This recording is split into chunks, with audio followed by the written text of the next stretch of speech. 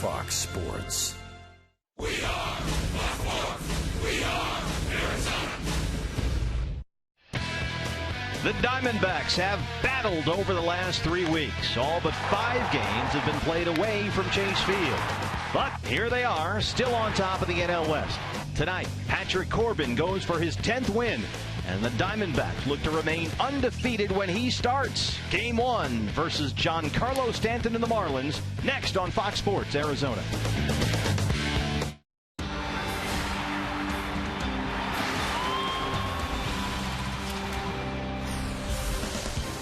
Finally back home in the Valley, your first place Arizona Diamondbacks after a long and winding road through Los Angeles, San Diego, and other places.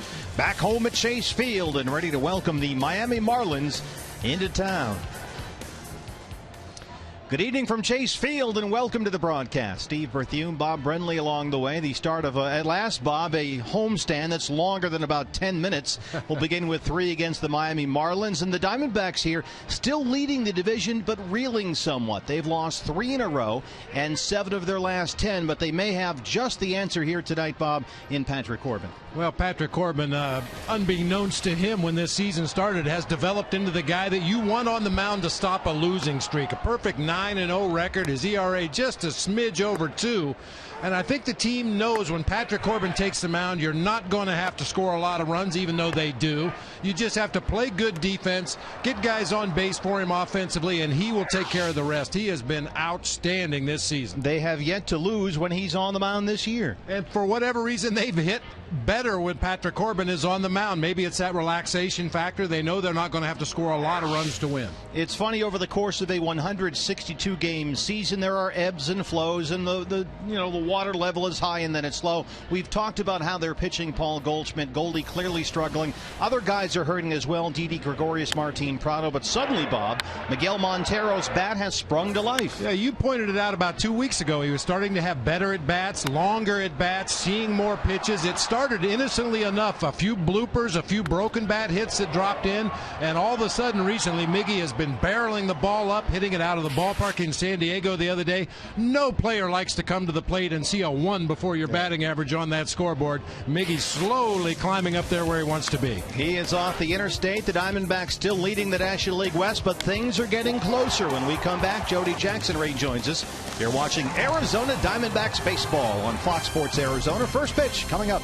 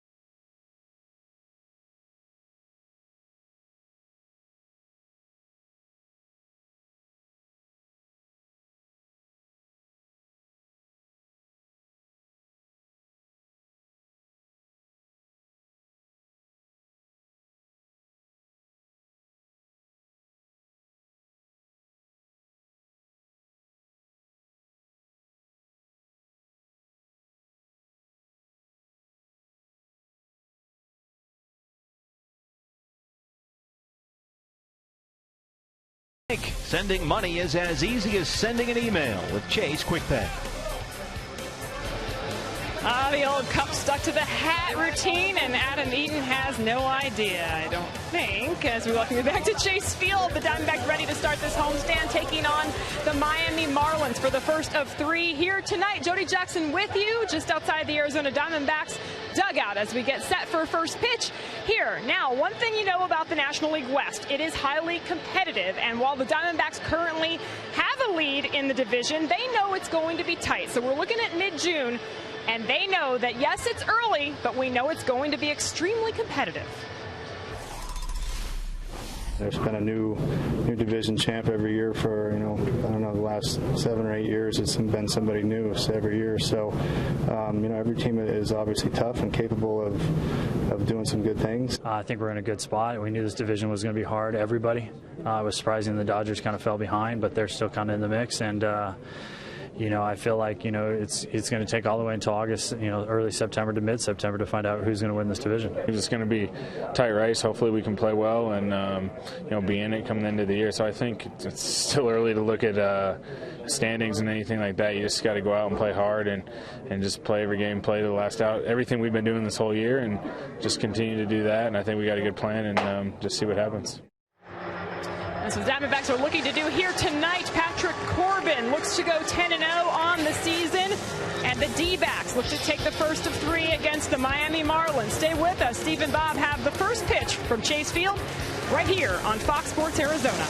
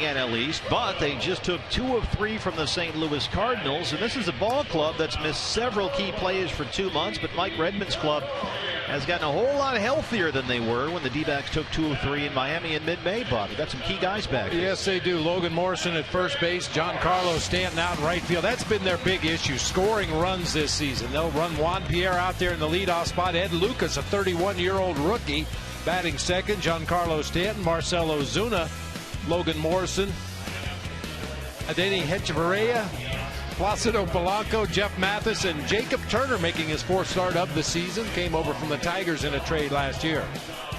On the mound for the Diamondbacks, Patrick Corbin, 9-0, trailing only Adam Wainwright for the National League lead in victories. Corbin's 2.28 ERA is 6th best in the league, and he's got another chance tonight to become the first pitcher in Diamondbacks history to begin a season 10-0 after a pair of no decisions. He was the starting pitcher in that 12-inning game in Los Angeles. The Diamondbacks came away an 8-6 winner. No decision for Patrick Corbin in that game. Substandard by his standards. 5 innings, gave up 8 hits and 4 earned runs in that game. Only struck out 2, and as usual, didn't walk a batter. The veteran Juan Pierre leads it off, and we're underway. First of 3 against the Miami Marlins at Chase Field. And Juan Pierre has returned to Florida and found the fountain of youth. He's played very well lately. Comes into this series riding a 12-game hitting streak, batting .385 during his hit streak.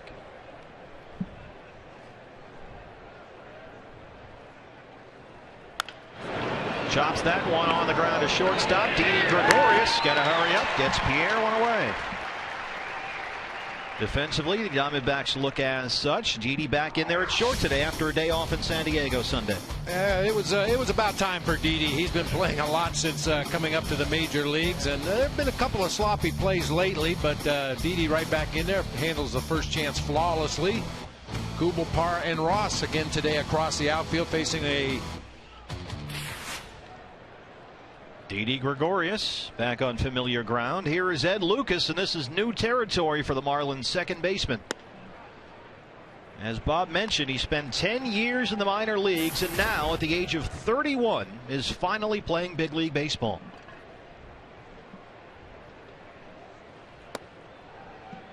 Ed Lucas had been the oldest player in the entire Marlins organization who'd yet to play the majors. But he was hitting .304 at AAA New Orleans when he was called up. 925 career minor league games, and here he is. He's played first base, played third, short, starting at second base tonight for the Marlins. And just talking to some of the people with the organization, this is a ball player.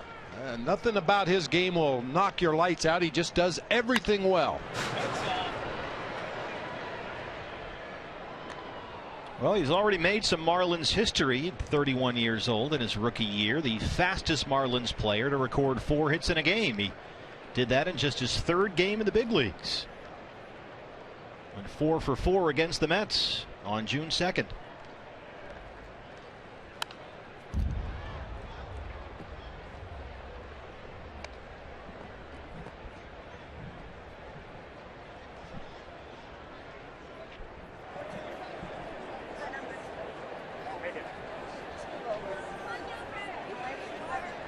This is an Ivy League guy, Bob. He went to Dartmouth.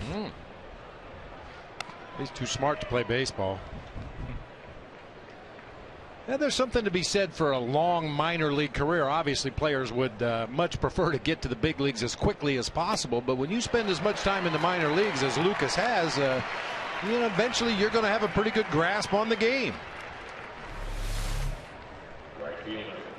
Ooh, good downward movement on that slider from Patrick Corbin. That pitch has been a little inconsistent for him lately. Has not had the kind of command that he did earlier in the season, but if that's an indication of how his slider's going to be tonight, everything's going to be all right. Look who's back in town, Giancarlo Stanton. Stanton had a very slow start to his season, hitting under .230 in late April, and had to be shut down with a hamstring injury. Went on the DL and missed 36 games. That's popped up near the Marlins dugout. Now to play. Stanton just came back on June 10th, and in 6 games since he's returned to the Miami lineup, he's got 9 hits, including a couple of home runs. Yeah, we're told that's out of character for Stanton. Normally coming off the DL or coming out of spring training, he's a slow starter, but over his last 6 games, there's nothing slow about those numbers.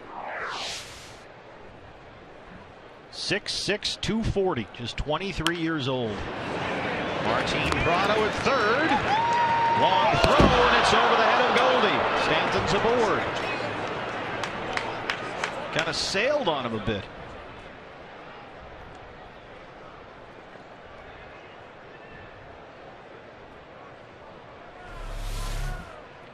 Playing with his heels on the edge of the outfield grass. Prado had all the time in the world. Stanton wasn't really running that hard trying to protect that injured hamstring, just kind of jogging down the first baseline. And Martin gets underneath that throw. It sails on Paul Goldschmidt. He's got no chance. And Martin says, yep, that's on me.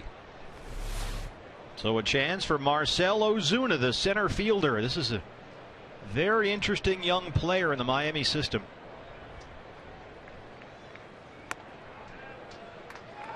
Well, he had been playing a real good right field for him. Had 5 outfield assists, has a cannon arm out there in right, but with the return of Stanton, he slides over to center, where we're told he's doing a real nice job out there. Offensively, a little bit of a rough patch. 226 through his first 12 games in June.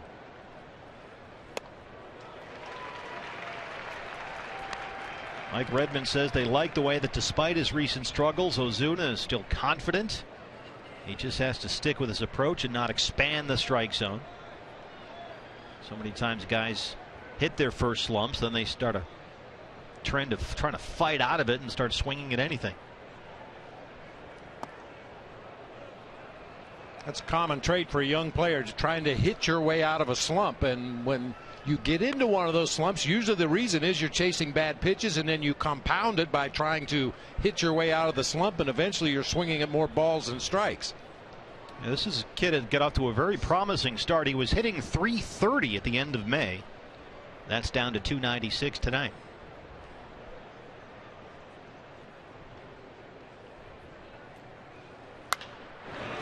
Lines that one out of play down the right field line.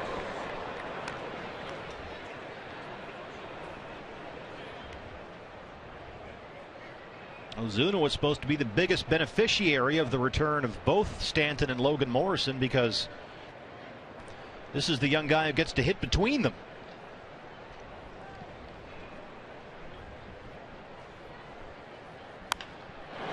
Drives that one in the air to the left. Jason Kubel tracking it down in front of the Diamondbacks bullpen. He has it, and that's the inning. Bottom one coming up at Chase Field. No score. D-backs and Marlins.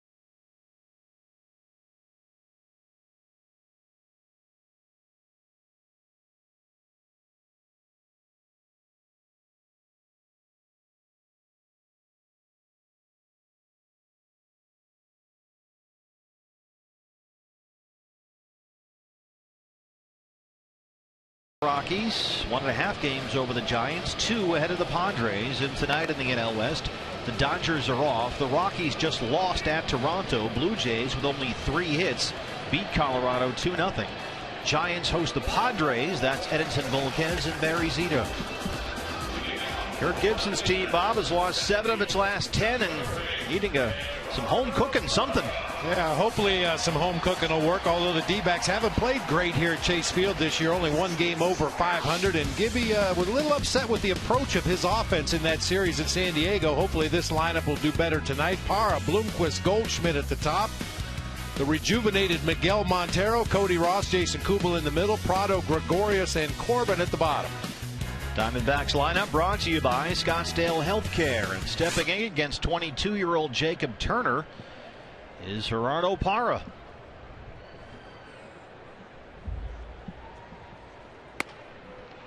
Jacob Turner made his major league debut in this ballpark last July 23rd after his trade from the Tigers. He was the losing pitcher in that game, but pitched pretty well. 3 starts this season, a total of 20 innings, has yet to surrender a home run. That's your cue, Gerardo. Gerardo Parra, 11th in the league in hitting at .315. Had his 10-game hitting streak snapped yesterday in San Diego when he went 0 for 3.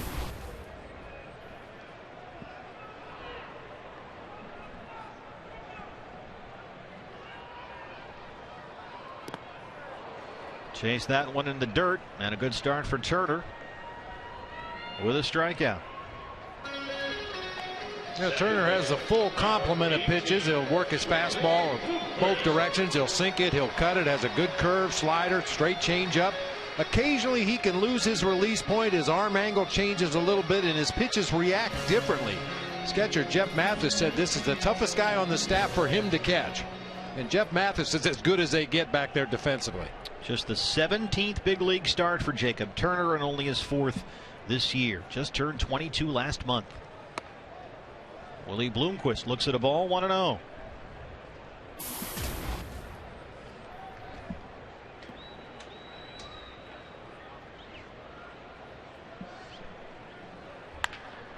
Hard to short, and Danny Echeverria showing off that glove in the arm. They are raving about his defense, and we just saw why. Only 2 errors all season for the Marlins shortstop. Only Troy Tulowitzki with a better fielding percentage. He's had a lot more chances, but everybody raving about Echeverria and the way he plays that position. That ball's pretty hard hit, too. Yeah. Paul Goldschmidt, still the National League's best run producer. His OPS, which you see there, on base percentage plus slugging percentage, is top 5 in the National League. And Goldie slumping is not accurate because the league has adjusted to what he's done after his tremendous run through the month of May. But clearly, Bob, giving him nothing but pitches down and away, as we've talked about, is working. As he steps in here, he's 4 for 39. And really, now it's on Goldie to make an adjustment, start to drive that ball the other way a little more regularly. I mean, we've seen pitchers make mistakes, hang breaking balls over the inside part of the plate, and he's either taken them for strikes or fouled them off.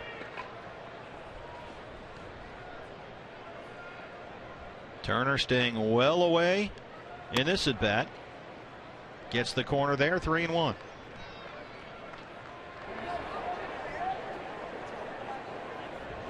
A little warm outside. A little warmer than San Diego yesterday. Just a tad. Everything's closed at the ballpark tonight. Ball 4. Boy, as much as we all love to see Paul Goldschmidt swing the bat, he's going to have to start doing more of that as well. Just take your walks. Now, let's take a look at the pattern here. Everything is either down, well down, or low and away. And you see a same chart just about every at bat Paul Goldschmidt has had over the last 2 weeks. That's what everybody's trying to do to him. They'll occasionally throw that high fastball inside just to change his eye level, keep him honest, and then go right back to that outside corner again. Miguel Montero had a very good road trip through LA and San Diego. Started all 6 games on the trip and hit .348.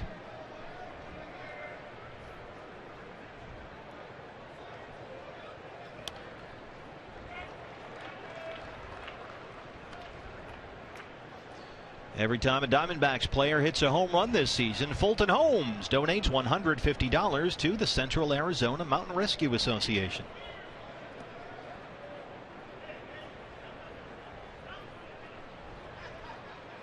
Good to see Miggy get another home run, hit one at Petco Park over the old fence, not the new one that's closer. Yeah, D-backs do not run a lot. They don't try to steal a lot of bases, and it's going to be especially tough with Jeff Mathis behind the plate. Only 11 stolen base attempts against him on the season. He's thrown out 7.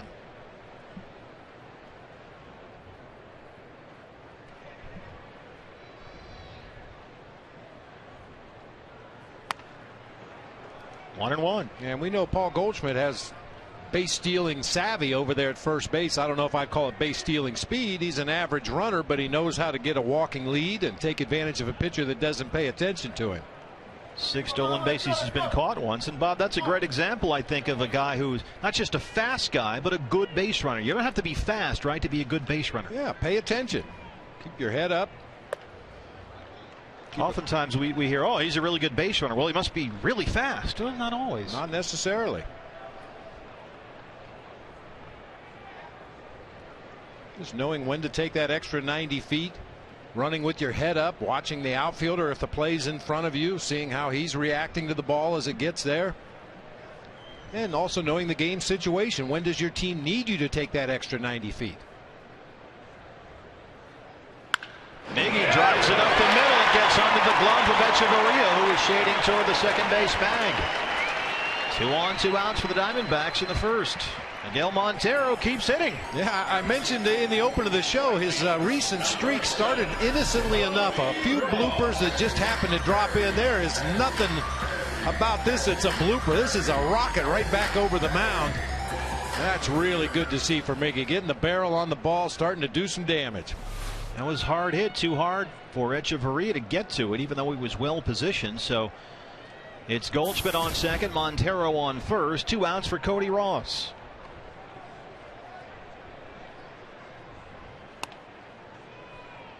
Cody fighting a difficult stretch right now. Over his last 11 games, he's hit .205, and that includes a 4-hit game in that 12-inning win at Dodger Stadium.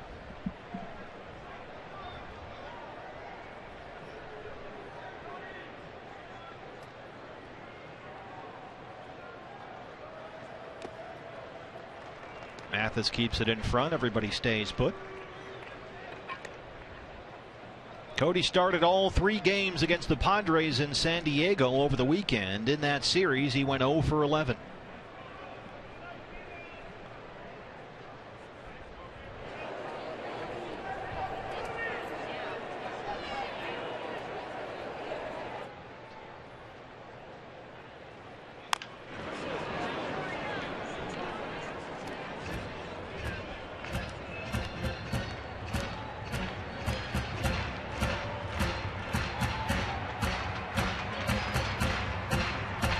Cody's one of a number of Diamondbacks players that wears a little mouthpiece. You'll see him every now and then. He'll flip it out of his mouth between pitches.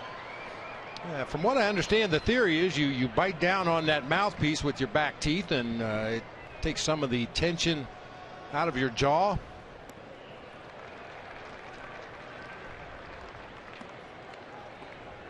So it's not a protective thing necessarily. It's more to relax. Yeah, I mean, Goldie, we've seen wearing one. Martin Prado has one, I know. Patrick Corbin wears one out there on the mound. I remember hearing about it even back during my playing days, but it just it seemed kind of backward. You're trying to relieve tension in your jaw by biting down on something. It didn't help me. Of course, not much did. Well, you were very relaxed anyway. Yeah, I was so cool. Jeff Mathis out to the mound to have a conversation with his 22-year-old starter. I think it just speaks to ball players and how they're willing to try just about anything to improve their play on the field. If you told a guy if you put a propeller on top of your batting helmet you'll hit better, we would see propellers on top of batting helmets. You mean you won't? Maybe. It won't? There's a money-making idea. 2-2 to Cody Ross. Goldschmidt on second after a walk. Montero a single. That's out of play.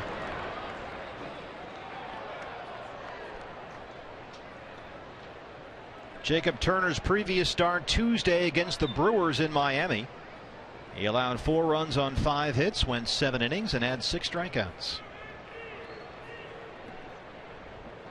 Got a no decision against Milwaukee. The numbers there through 89 pitches. Yeah, what looked like a very easy inning for Jacob Turner has turned into a little bit of a labor out there. Swing in the dirt.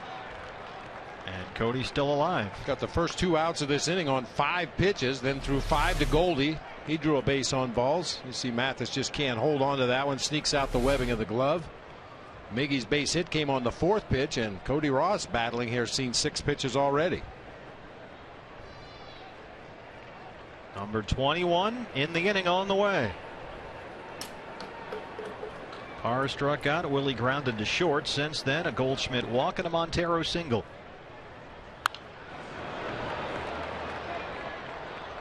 Cody's not going to make this easy for him.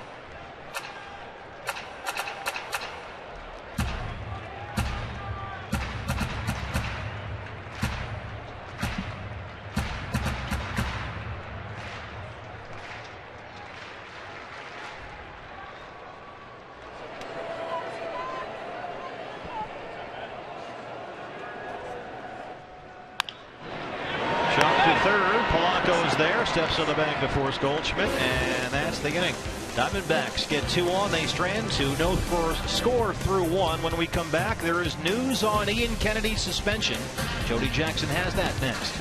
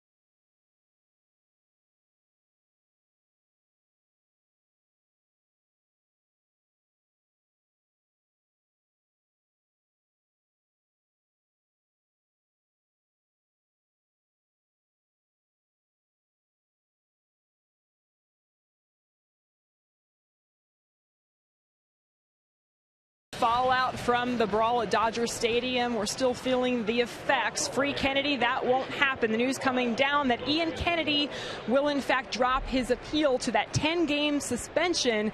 So he will be able to return to the team June 29th, make a start at Atlanta. But in the meantime, it looks like due to a couple of off days, the guys can stay on the regular rotation this Saturday. For example, you see there that Patrick Corbin can start on Saturday, have his regular rest.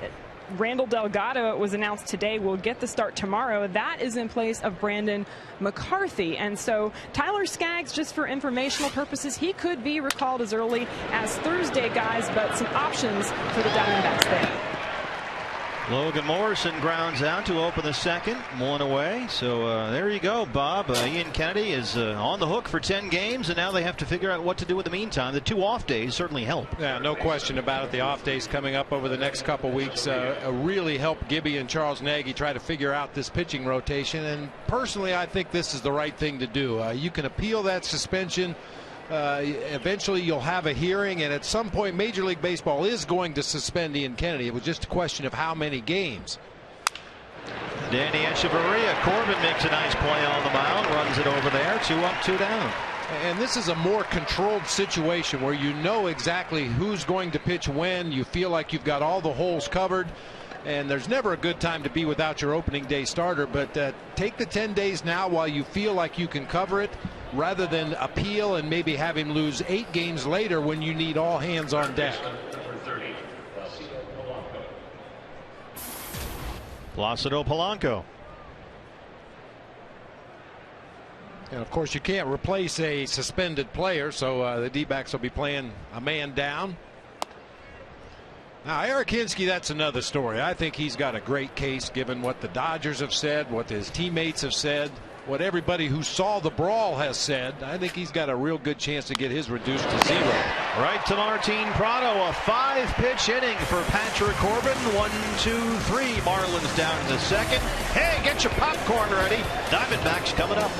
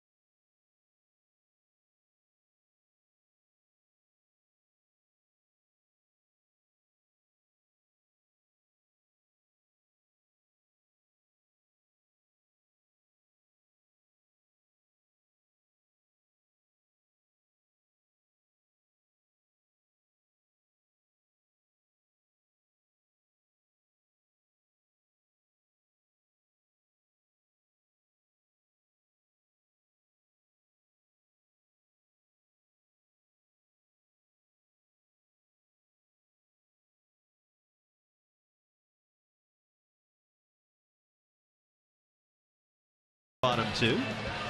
Let's check the old AT Twitter poll question. This is a good one. Yesterday was the anniversary of Bull Durham, BB, so we're asking, what is your favorite baseball movie? Now, we could only pick 4, so don't go nuts on us here, but, put a hashtag in front of your favorite, either Bull Durham, Field of Dreams, Major League, or The Natural, and tweet your vote to @FoxSportsArizona. Well, Major League made me laugh, but Bull Durham, as far as I'm concerned, is as accurate a depiction of what minor league baseball is like as I've ever seen. Every movie has their memorable scenes that are just tremendous. Jason Kubel leads off the second for Arizona against Jacob Turner. Jason up to 262. He's raised his batting average 24 points since May 19th. On the ground at first, that's a fair ball. Logan Morrison is there off the knee and the back injuries. 1 up, 1 down for the D-backs in the second.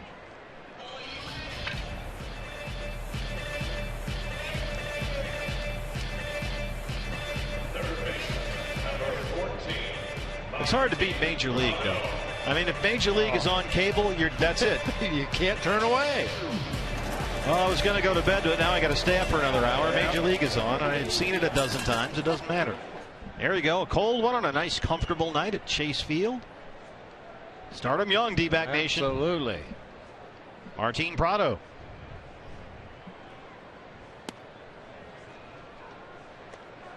It's a great thing about baseball. It spans the generations. A 5-year-old kid and an 85-year-old man can sit there and talk equally well about the same subject.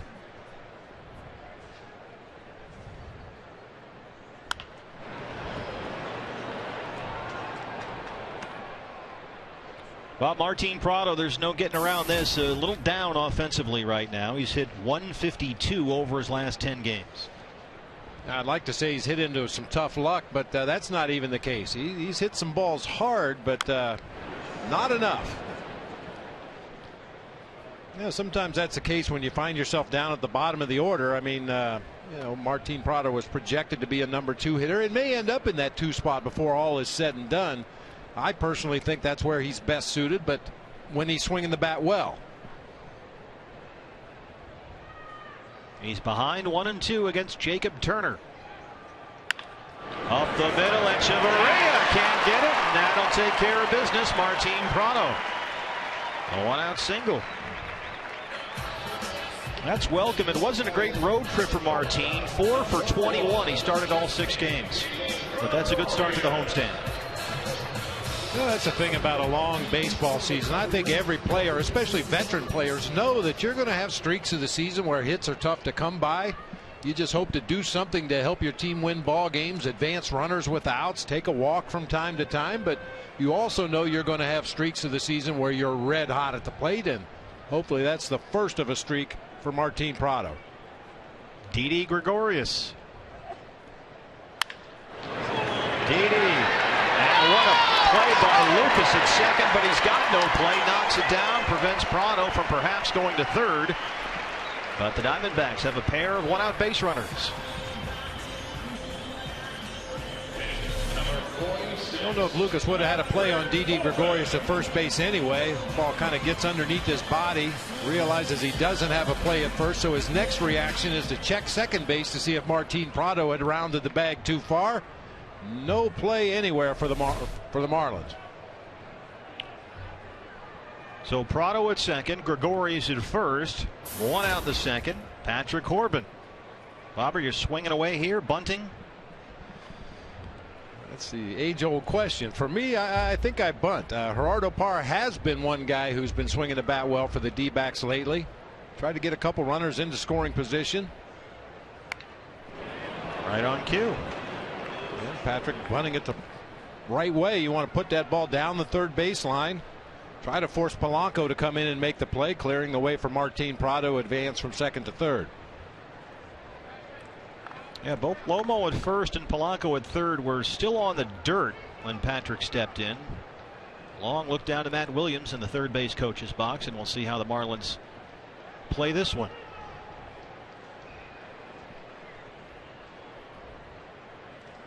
Corners creeping in just a smidge at best.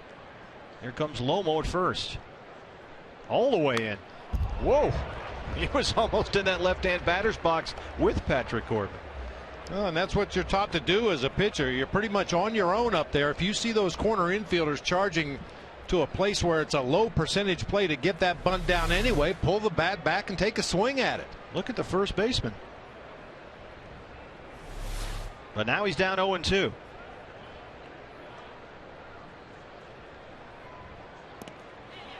Still going to try it. Yes, he went. That's Marvin Hudson at third, and Corbin is done.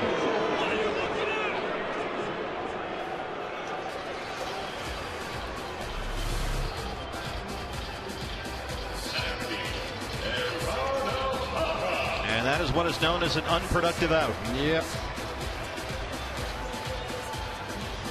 Just stabbed that bat out there a little bit as that ball was getting near home plate, and that's all Marvin Hudson needed to ring him up.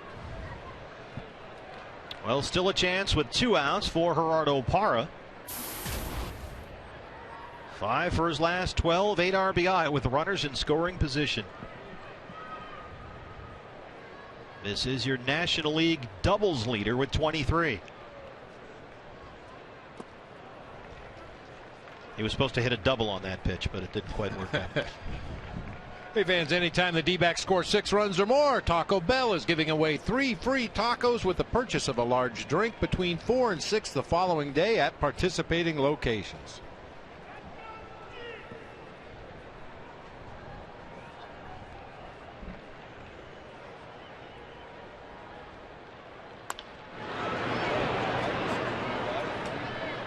Steve Sachs at first. Look at that pulled pork, young man. Look at that pulled pork. Wow, that is some pulled pork nachos. Nice. We're going to have pulled pork. Then we're going to have some chili. We're going to have some Wow, it could be man down by the 8th inning. Here comes the chili. This is hardcore. Top it off with some crushed Tums and you're good to go. Jalapenos. We better get out of there while we can. Up the middle, and Echeverria is there. Makes a spectacular spinning play to perhaps save a run and get Gerardo Parra at first. To Danny Echeverria. They love his defense in Miami, and he has been spectacular so far here tonight. We're through 2, no score.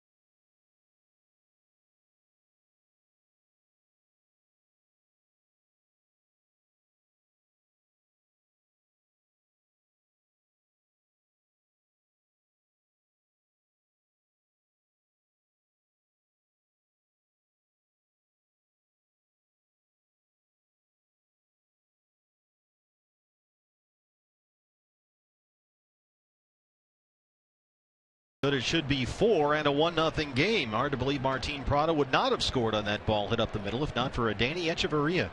Call Sheriff Joe. He's been robbed. What a play. Jeff Mathis, first pitch swinging, drives it to the gap in left center. Gerardo Parra tracks it down. Let's take another look at the play that ended the second inning. This is a Danny Echeverria, the Cuban shortstop. Watch where Echeverria is when he makes this play. He's in the outfield on the second base side of the bag. Great body control, spins around with his back to first and fires a strike over there to Logan Morrison just in time for the out. It's funny because G stretched that front foot and fell short of the bag there. Came up just a little bit short. Had to drag his foot across the top of the bag, but I don't think he was going to make it there anyway. What a play. Jacob Turner. 0 for 6 on the year with 5 strikeouts, so he's not a hitter. Good pitcher. Good pitcher. Not so much a hitter. Maybe he's just hitting some tough luck. Well, 5 punch outs. I guess not.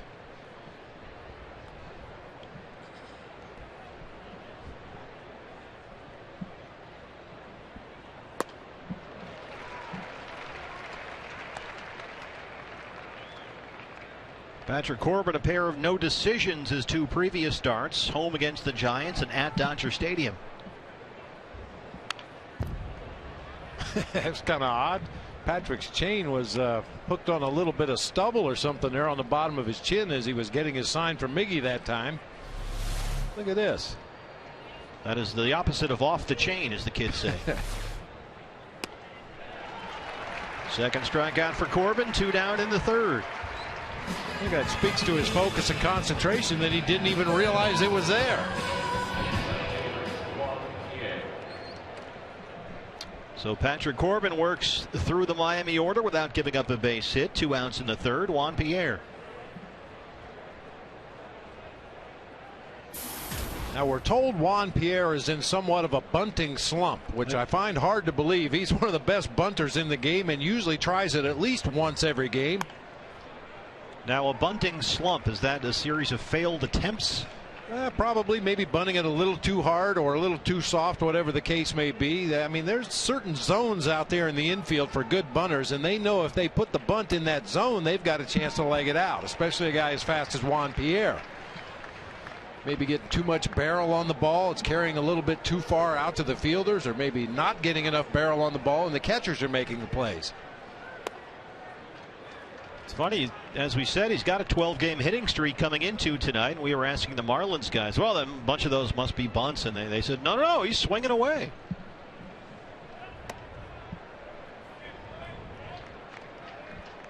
Pierre had a slow start to his season with the bat, hit .211 in April, .239 in May, but so far in June, 20 hits in 13 games. And he's got it full now, 3-2. 209 career bunts for Juan Pierre. That leads all active major league players.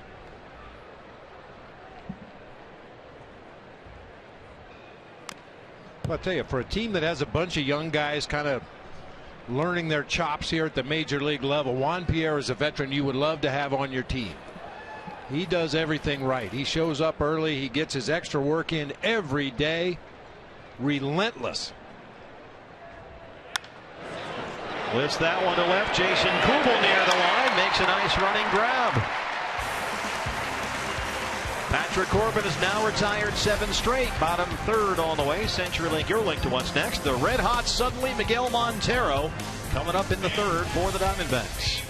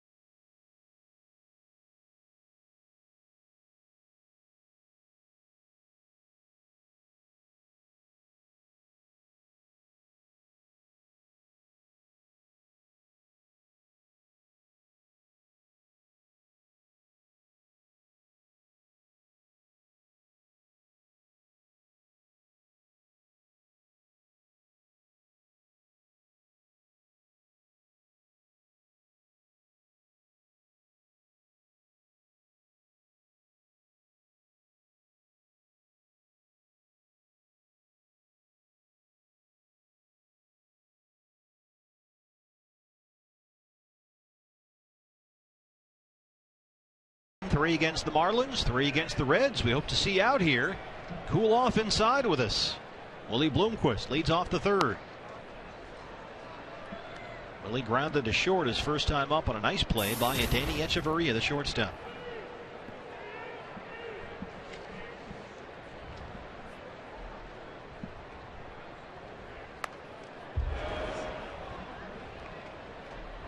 Willie had a good road trip through LA and San Diego, played in all 6 games, started 4 of them, hit .316.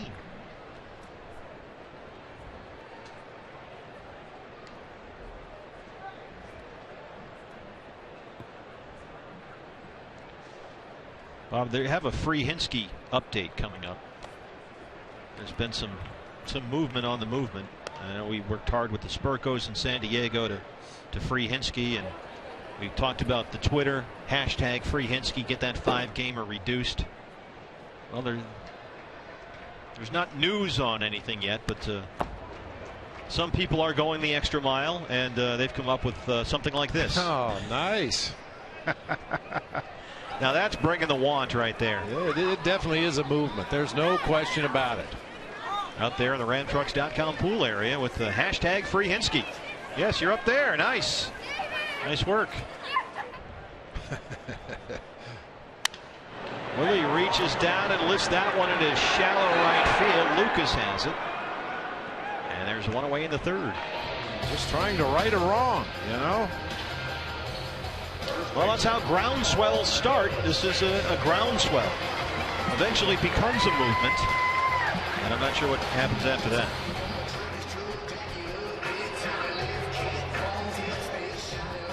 Paul Goldschmidt walked his first time up.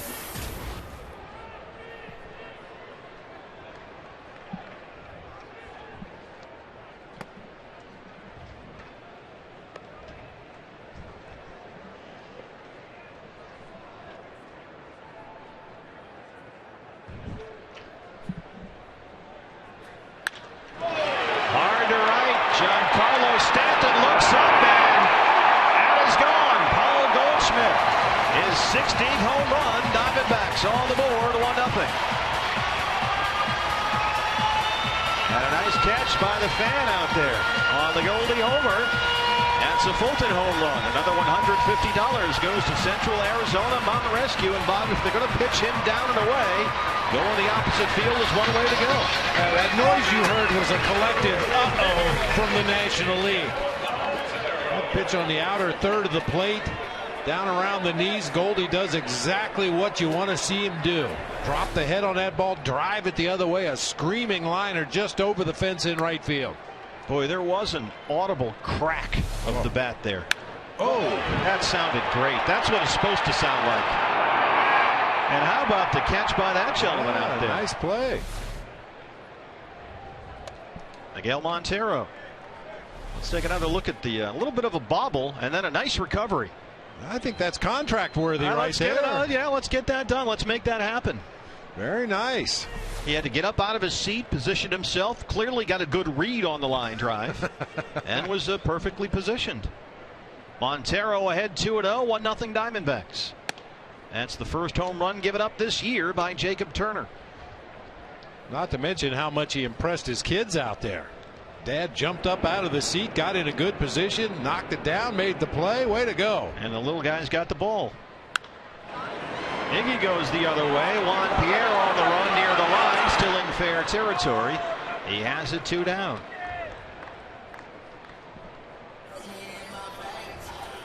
Difference it seemed, Bob, in just looking at that one replay of the pitch to Goldie. Down and away, but up just a little bit more than he probably wanted it. That has to feel good. I've said it many times. Sometimes when you're struggling at the plate, all it takes is one well-timed swing and hit the ball right on the button like Goldie just did. The timing, the rhythm, everything comes back.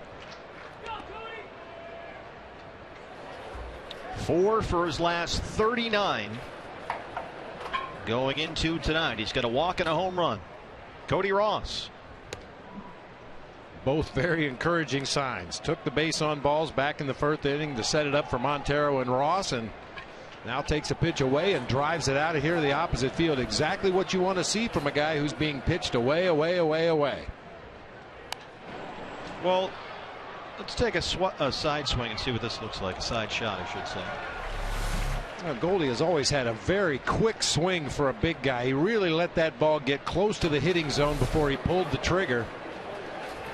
Now, he's hit some balls that have been out there on the outside corner, but more often than not, he hits them out toward the end of the bat where you don't get the same kind of carry.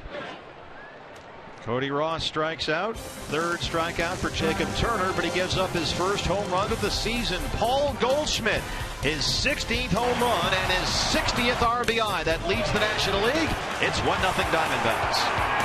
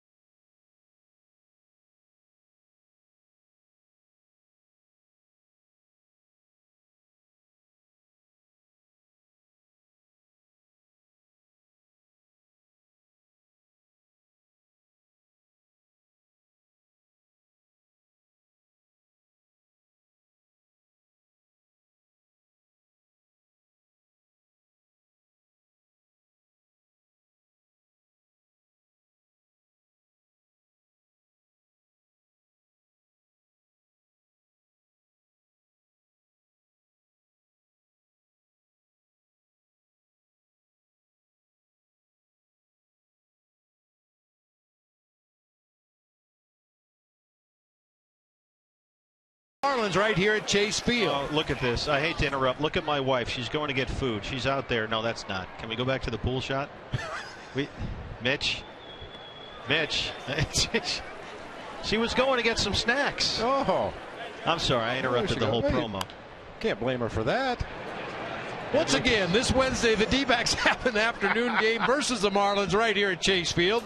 First pitch is 12:40, which means all fans get a discounted matinee ticket, including Cindy, when you buy your ticket at dbacks.com/matinee. You'll also get 5 free D-bucks that you can use for merchandise or concessions. Call us now, 602-462-4600, or log on to dbacks.com/matinee. Oh, look, she just realized that she's busted. Yep. Hello, honey. Yeah, nice work. She just wanted to join the free Hinsky movement out there at the pool tonight. Well, just all I ask there is just, there's a limit. And at one point you have to bail. Yeah, it's a big girls' night out at the whole pool area tonight with some of the D-backs wives from the office. And she'll, we'll go to games and she'll visit every concession stand in the yard. Can't blame her for that. 2-2 to Ed Lucas.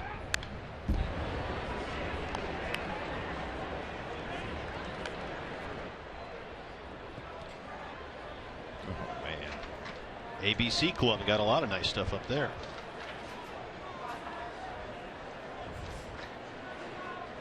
It's a great thing about Chase Field. Miguel Montero holds on. That's 3 strikeouts for Patrick Corbin. 1 down in the 4th. You can do the fat burger. You can go that route. We just saw the pulled pork earlier. Or you can, if you want to class it up a little bit, go up to one of the hoi polloi areas. And, if you want to dine, you can do that. If you want to just chow down, you can do that too.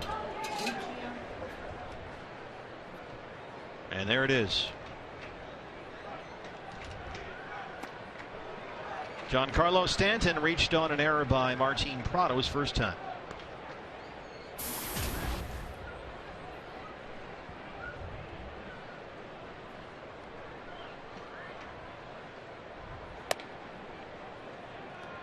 Interesting thing about Stanton's comeback from the injury, the hamstring that forced him out of 36 games, is he went 0 for 15 in a minor league stint with Class A Jupiter. And he got every single bit of that one. Giancarlo Stanton drives that one to the edge of the wall, and Gerardo Parra is there. Deepest part of the ballpark, and just deep enough for the Diamondbacks. Roof closed, panels closed tonight. Ball just didn't carry the way it seemed to off the bat. That's a big, strong man. When he gets his arm extended like this, it doesn't usually stay in the park. Maybe got just down near the trademark enough to take some of the sting off of that one. Parra able to run it down right in front of the wall. Marcell Ozuna flying out to left his first time, 0 for 1.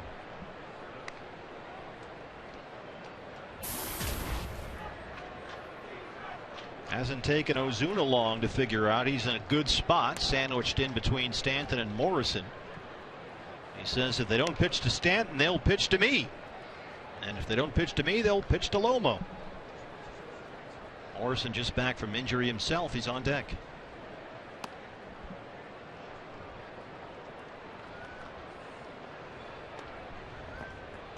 We saw Marcell Ozuna playing right field when we were in Miami, and thought it played it very well for a young guy. Got some excellent reads, good jumps. Well, that's Stanton's spot, so now Ozuna has moved to center field, and he gets a base on balls.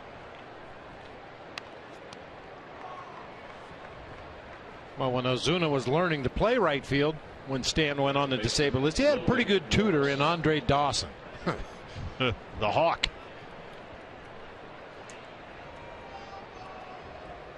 So the Marlins have had Stanton reach on an error, a walk to Ozuna. They still do not have a hit.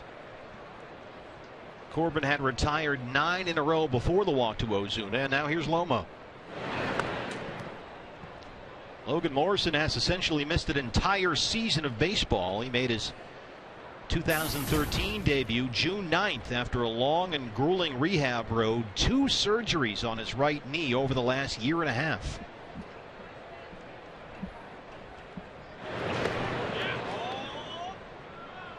He was shut down last July, and then he opened this season on the DL. He missed the Marlins' first 61 games.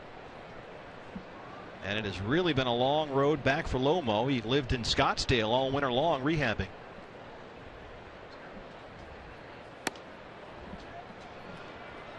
Had his initial knee surgery in December of 2011. Came back, played 93 games last year, battling a sore knee the entire time.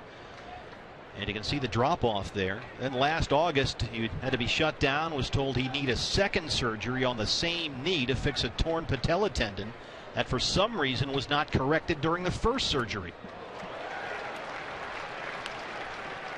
And so he was here in Scottsdale all winter. This is great. He spent spring training walking around in an anti-gravity suit while running on a treadmill. And the hope there is to give him the chance to work out as hard as he could while at the same time lessening the impact on the knee.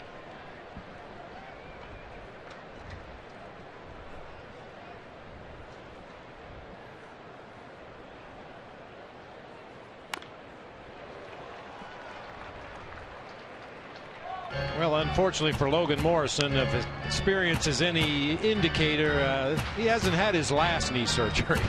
I mentioned Andre Dawson earlier, whose career led to the Hall of Fame, but could have been much, much better had he not played on that artificial turf in Montreal all those years. I think he had something like 11 or 12 knee surgeries over the course of his career. Ozuna running on the pitch, and Morrison fouls it off. Ozuna gets a very unusual stance when he has that lead at first, Bobby. It's almost casual, like he's kind of leaning on a lamppost waiting for a bus. 3 out of 4 in stolen base attempts. For a big guy, he runs pretty well. But watch the sort of posture, I guess. It's very unusual.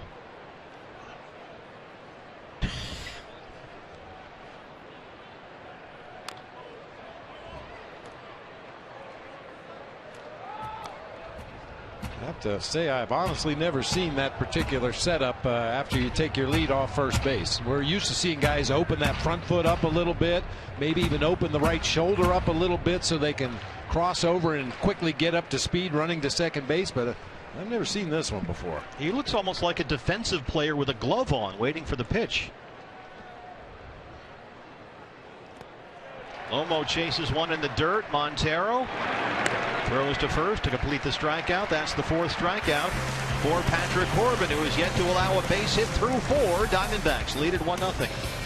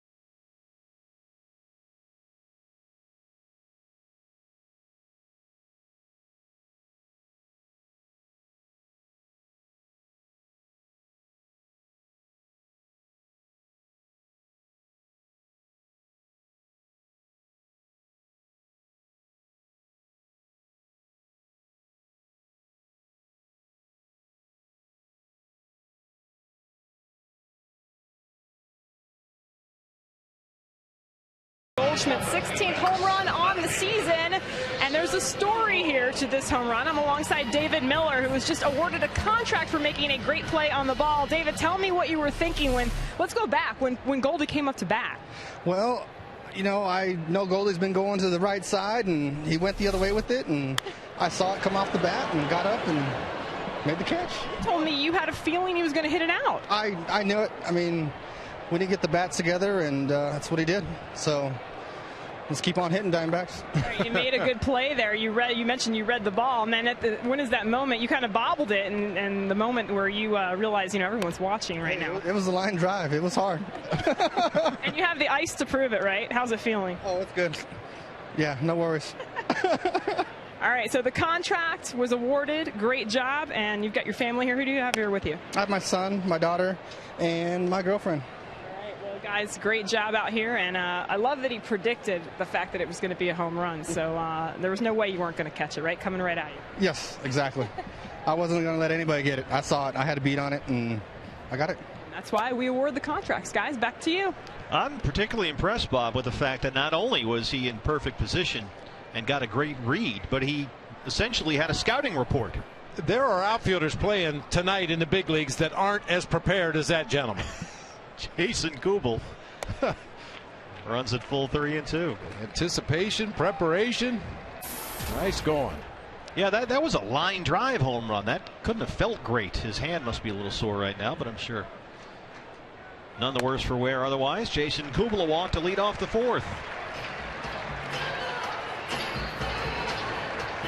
Puzzles.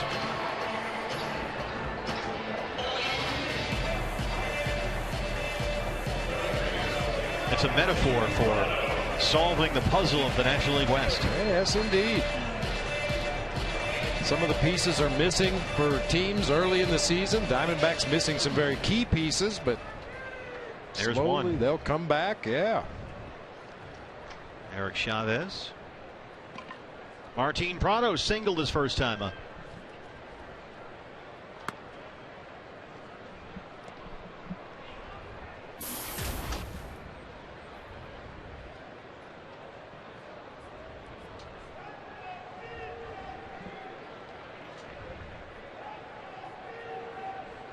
The walk by Kubel was the second issued tonight by Jacob Turner.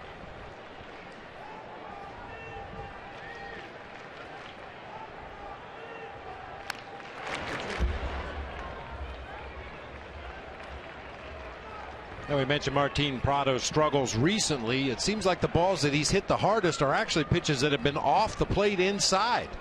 Really opens up that front shoulder and front hip, drives his hands through there, gets the barrel on the ball, pulls it down that left field line.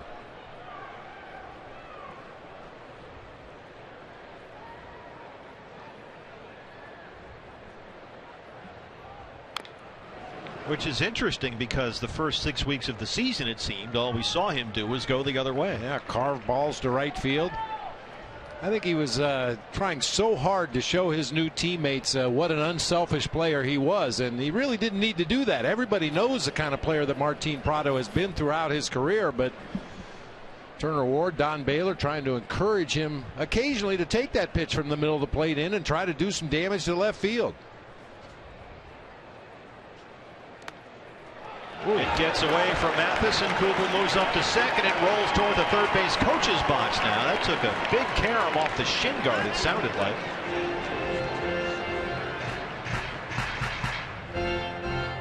Boy, normally a ball hits a catcher's equipment, it tends to slow down a little bit. That one caught him on the right knee guard and just shot over toward the Diamondbacks dugout on that third base side. So a walk and now a wild pitch has moved Jason Kubel into scoring position with no outs. And it's a 1-2 count on Martin Prado. And there's that swing designed to hit the ball to the right side of the field. You'll see the back foot, his right foot actually is way back. He kind of strides into the ball, drags his barrel of the bat through the zone, tries to hit everything to the right side with the runner at second and nobody out. He hits it the other way 14% of the time more often than he pulls the ball.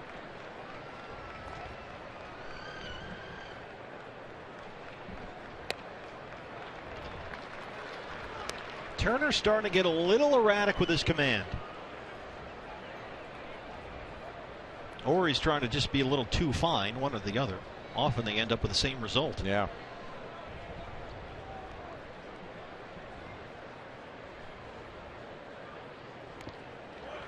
Prado holds off, and it's 3-2.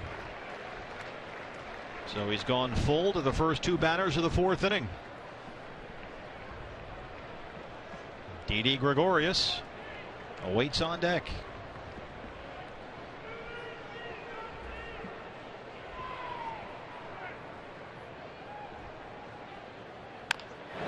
Chop that one up the line, and that's a foul ball. Jacob Turner generally works between 91 and 93. There's a curveball that's throughout his minor league development has been labeled a plus pitch by a lot of scouts. Originally looked at as kind of a hard thrower type, might work mid-90s as a big leaguer. That profile has changed now. Doesn't really strike guys out. Good velocity, but generates ground balls. Like that. Up the middle, Echeverria charging in and makes a play behind the second base bag. Boy, he has looked really good. Kubel to third, one out. He is fun to watch.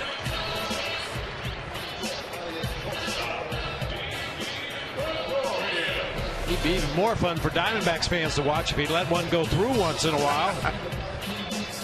Boy, just that ability to get the ball into and out of the glove so quickly and throw on the move. I mentioned it earlier, tremendous body control. Danny Echeverria. Didi Gregorius now.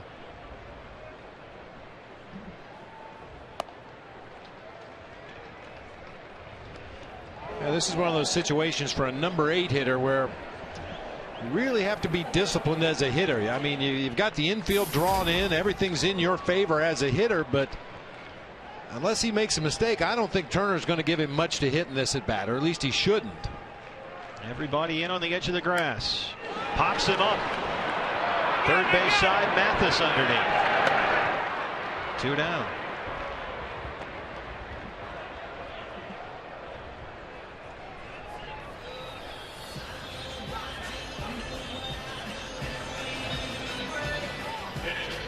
So Kubel still at third. Now 2 outs and the pitcher up, Patrick Corbin. He struck out his first time up.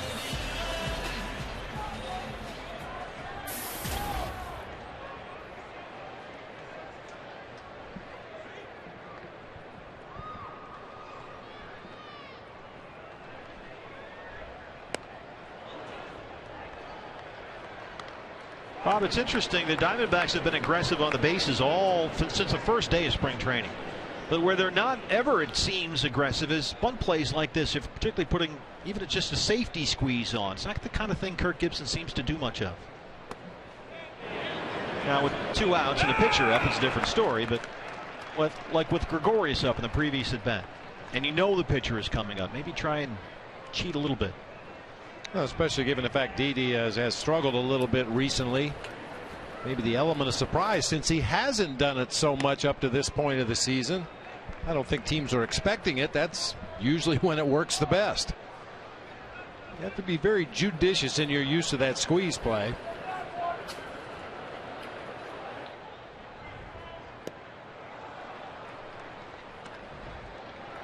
Corbin strikes out. That's the 4th strikeout for Jacob Turner. We're through 4.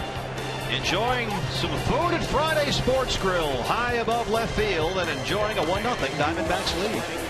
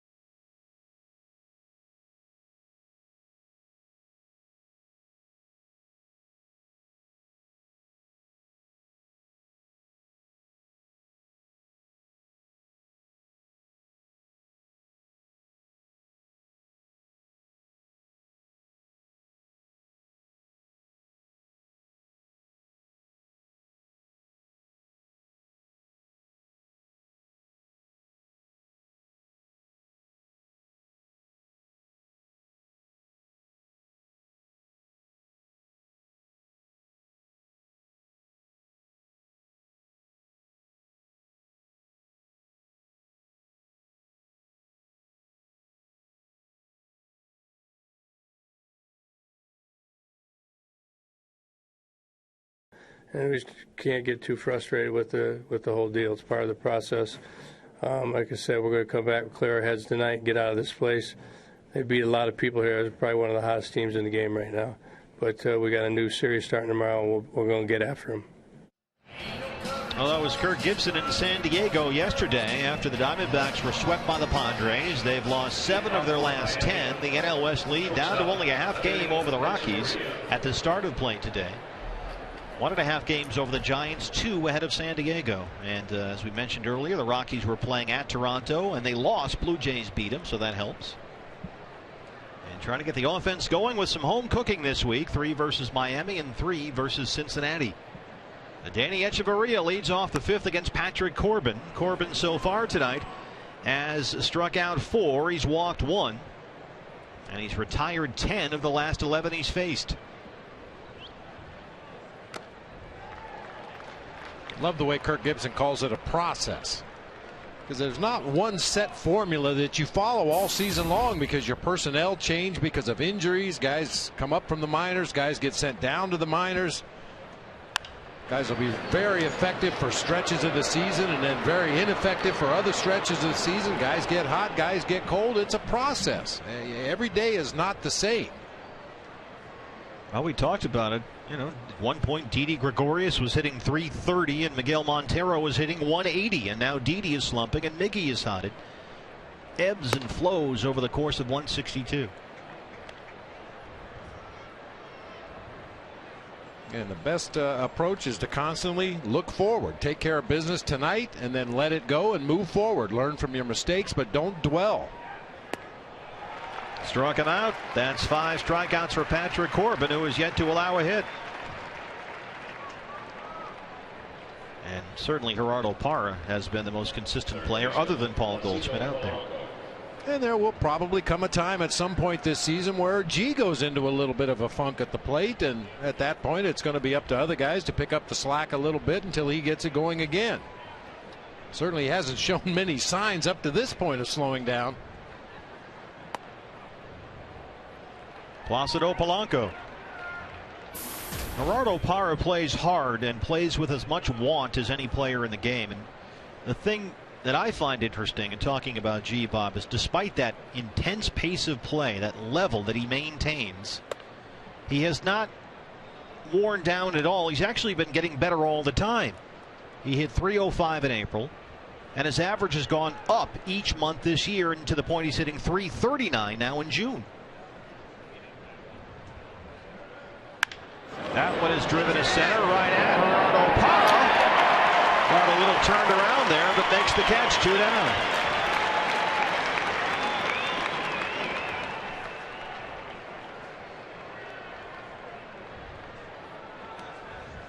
Well, had some side spin off the bat that time. Parra starts to come in and to his right, and then the ball tails back in the direction he came from. Well, a good read there. Just track the ball, see where it's going. Just barely stays in that big outfielder's glove. Flash of that gold glove in center field tonight. 2 outs. The catcher Jeff Mathis fly to center his first time up. Jeff Mathis has only 5 base hits all season. He missed the Marlins' first 40 games this year, suffered a fractured collarbone in the 3rd inning of the very first spring training game. Got hit by a foul ball off the bat of Matt Holliday. That one's driven to center. Parra backing up, now still backing up, looking up at front of the wall, and he tracks it down. Gerardo Parra. And we are through 5 innings in terms of the Marlins batting order, and Patrick Corbin is yet to allow a hit. CenturyLink, your link to what's next. He's already homered once tonight. Goldie on the way.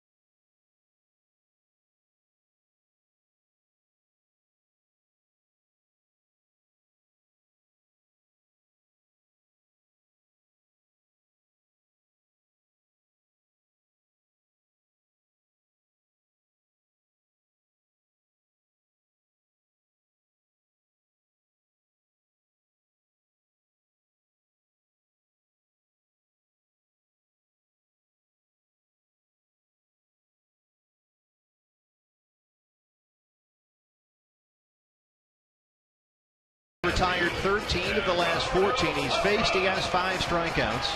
He has walked 1. Hey fans, get ready for Fox Sports 1, America's new 24-hour sports network. Fox Sports 1 will be your home for great live sports, all the news and highlights you want, and shows and specials that only Fox can bring you. America's new sports network is Fox Sports 1, and it comes your way August 17th. Coming your way right now, the top of the order in the 5th against Jacob Turner, Gerardo Parra, Willie Bloomquist, and Paul Goldschmidt. Diamondbacks lead it 1-0. A solo shot by Goldie, his 16th of the year.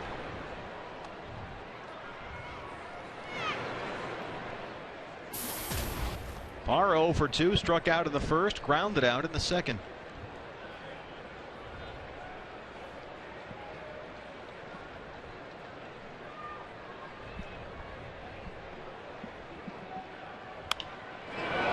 Fisted out to left. Juan Pierre will watch it drop in front. Leadoff man on for the Diamondbacks. And Gerardo Parra has now hit safely in 19 of his last 22 games. Hey fans, we invite you to play Kachinko by signing up at one of the 16 interactive kiosks right here at Chase Field during any Arizona Diamondbacks regular season home games. One of the tremendous prizes that you can win on Kachinko is the opportunity to throw out the ceremonial first pitch. Jim Mills, a Kachinko winner, got to throw that first pitch here tonight. Willie Bloomquist 0 for 2. Diamondbacks with the leadoff man on in the 5th against Jacob Turner. Parra 5 stolen bases. He's been caught 8 times. That was close.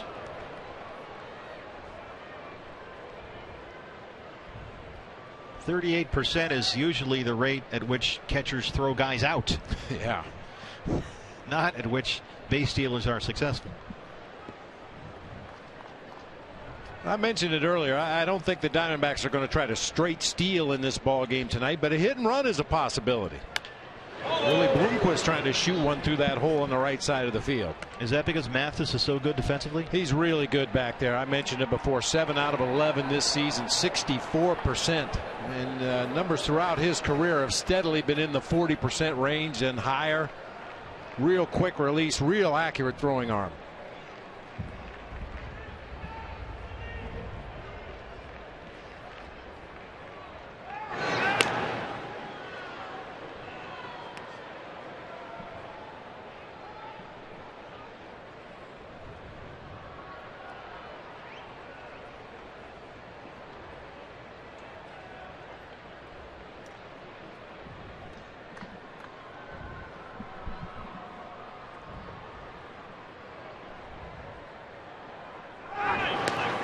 Keeping an awfully close eye.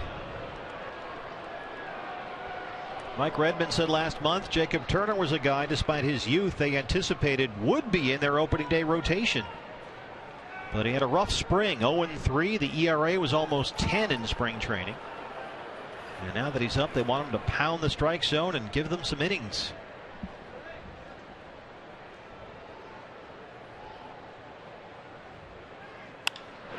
Willie lifts that one into right field. Giancarlo Stanton is underneath. Parra back to the bag, 1 down. Bloomquist 0 for 3. Here's Paul Goldschmidt.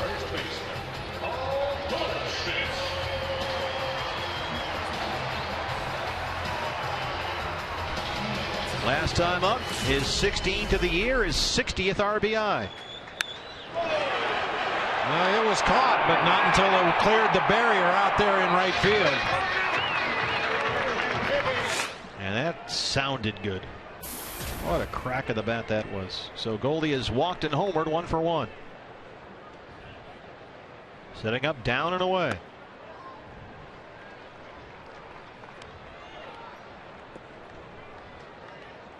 To Paul's credit, he is staying with his approach. He's for the most part not chasing balls out of the strike zone while they work him down and away all the time. But the fact remains that Goldie over his last 10 games has hit 103. And in those 10 games, the Diamondbacks went 3-7.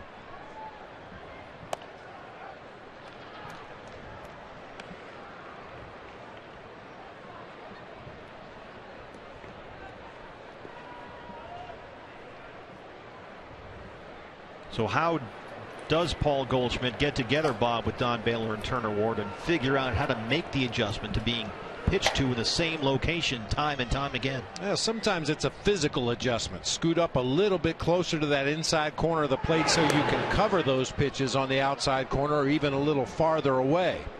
More than anything else, though, it's just a mental approach. You know how teams are pitching you. You know you're rarely going to get a ball you can pull into left field from the middle of the plate in, so think outside. Watch where Jeff Mathis sets up the catcher here.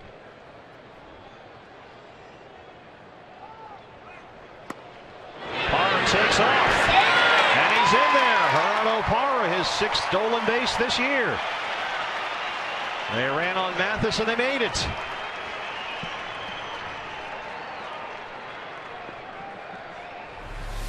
G got a good jump that time. Pretty good pitch for Mathis to handle. Got rid of it quickly. Puts the throw right on the money. Just a good jump by Gerardo Parra that time. Maybe those pickoff attempts at first base gave him something to trigger off of over there at first. You see enough of a guy's pickoff move to first base, eventually you pick something up. The first thing that moves when he throws to first, as opposed to the first thing that moves when he throws to the plate.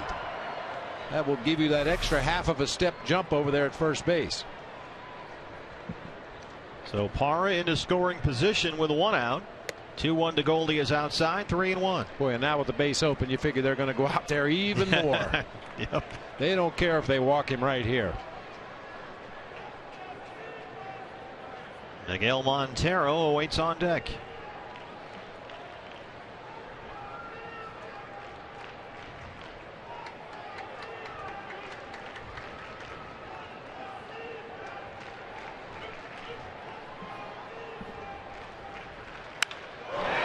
Up the middle of base hit. Matt Williams waves in. Gerardo Parra. Ozuna airmails the throw over the head of Mathis.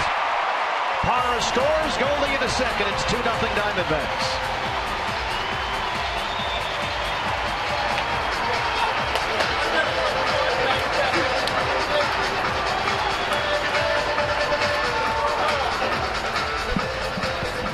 Big mistake by Turner that time. Had a base open.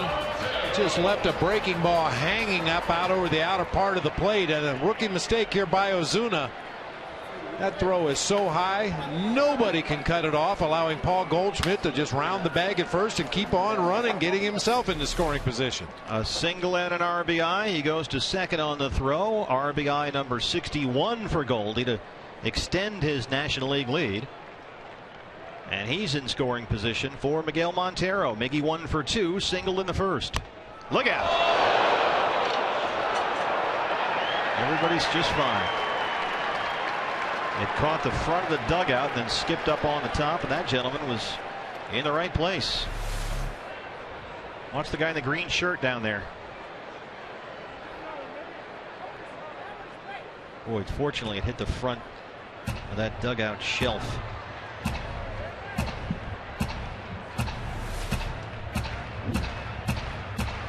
The safe sign from the ushers here at Chase Field. That safe sign indicates everybody's okay.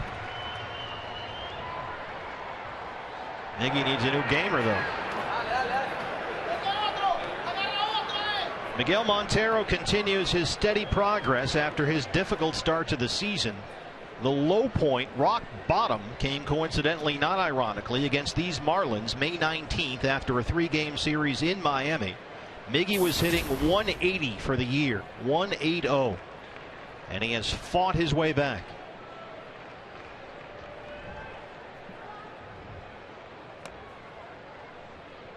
Since May 19th, there have been only 5 games in which Montero has not had at least 1 hit. And since that series finale against the Marlins, he's batting .293. So that's the date to circle, May 19th at Miami, when he started turning it around.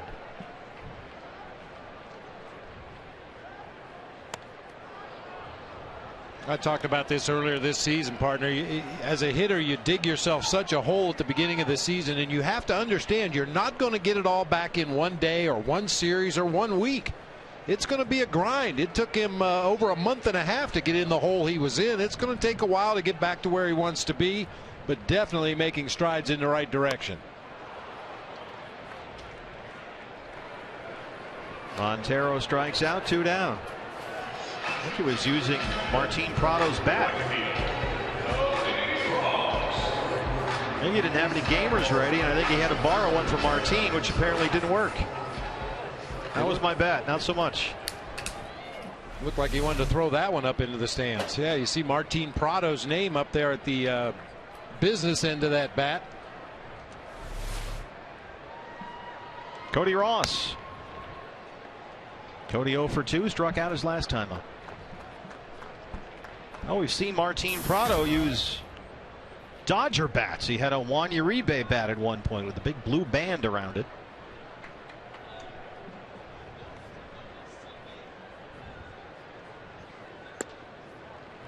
I hit the longest home run of my career at Old Busch Stadium in St. Louis with a Dwayne Kuiper model bat, 33 inches long, 31 ounces. I was in such a bad slump. Kuiper said one day, "Here, try this one." Got a hang and change up from Dave LaPointe and hit it off the old restaurant out there in left field at Busch Stadium. And then, of course, broke it the next day. So the story of my career. That was the end of the comeback. That was it. Well, but you try anything during the course of a season. You swing a teammate's bat in batting practice and the handle feels a little better. The balance might feel a little better. Just different. You try anything when you're not swinging the bat well. Third walk issued by Jacob Turner. Diamondbacks now.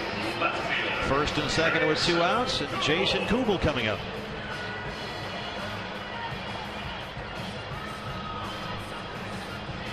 Well, I like the patient at bats tonight. We haven't really seen a lot of walks from the Diamondbacks offensively lately. I talked about it earlier, trying to hit your way out of a slump. Good signs tonight. A lot of deep counts, taking some walks, getting themselves in good hitters counts. Parr has singled, stole second, scored on Goldie's RBI single. Now Goldschmidt on second after Ross's walk. 2 outs, 2 on for Jason Kubel, and we'll have a meeting at the mound here. Chuck Hernandez, the pitching coach, out to have a word with his young right-hander, maybe just to give him a little bit of a breather. He's really had to work hard this inning, starting with Gerardo Parr's leadoff single and then a number of pickoff throws to first before Parr eventually stole second base.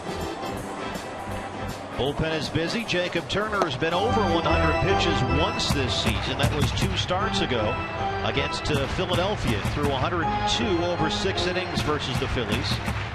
Pitched pretty well in that game. 4 hits in 6. Did walk 4 though. And he's creeping up on 100 here. Goldschmidt the runner at second. Ross at first. Jason Kubel looks at a ball 1-0. Kubel walked his last time up.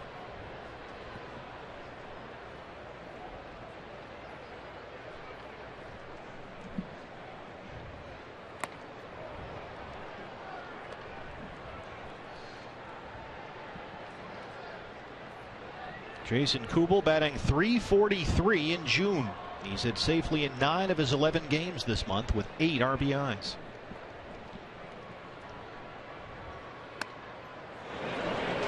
Did not go, says Marvin Hudson at third.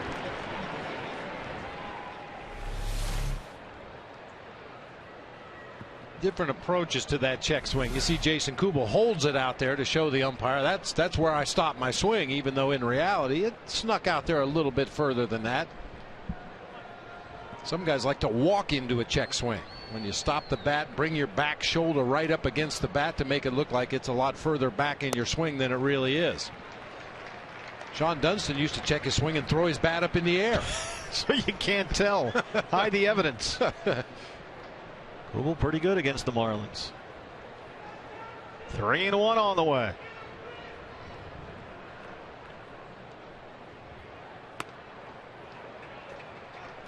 It's full 3-2.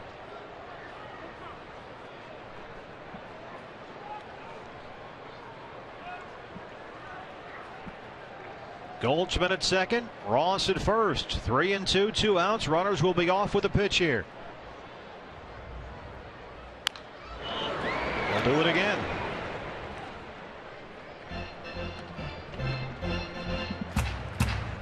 Long run for John Thorson down the right field line there. Our Golden Glover.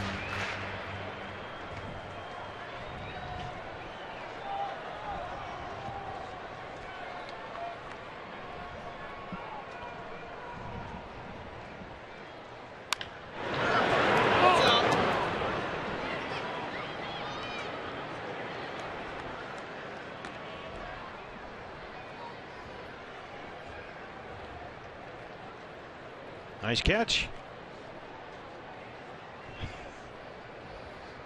Don't leave me hanging.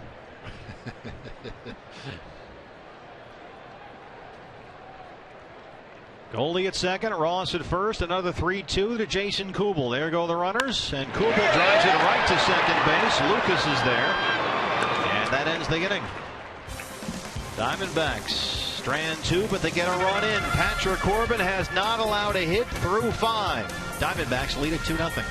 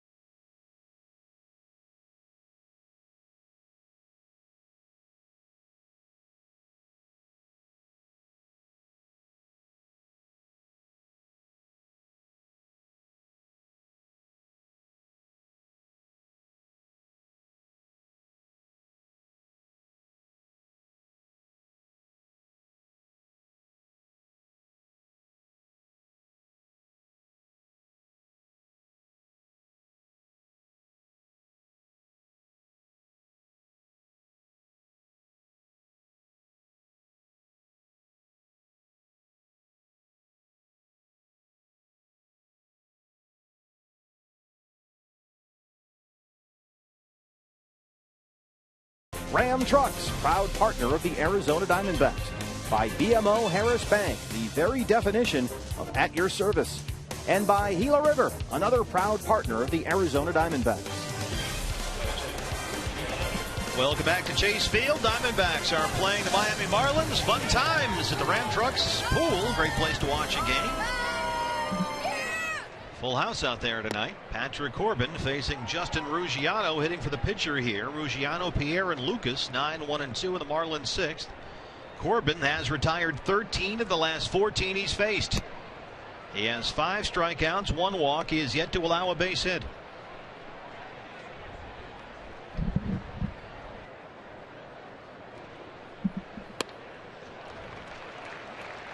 Ruggiano 2 for 7 as a pinch hitter. He leads this Marlins team in home runs and RBIs. 8 homers, 24 driven in, even though he's only hitting .224. Only 1 home run since May 14th. This was a guy who showed some flashes last year. 13 homers in 91 games, batted well over 300, but has started slowly this year. Corbin misses there. It's full 3-2.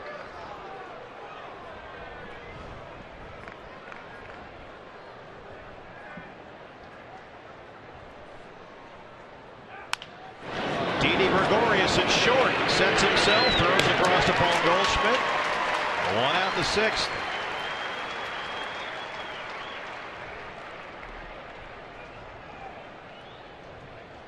Interesting question here, Bob. The Marlins do not have a hit through 5 1/3. I know Juan Pierre is in a bunting slump. Maybe now.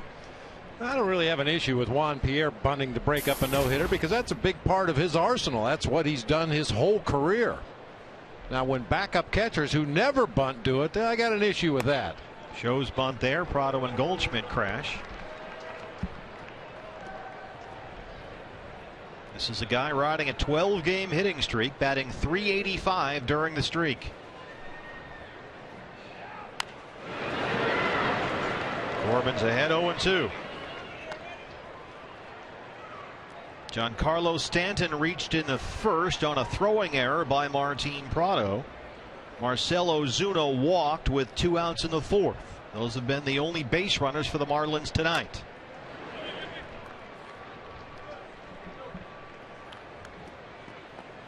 RamTrucks.com pool area. Snacks.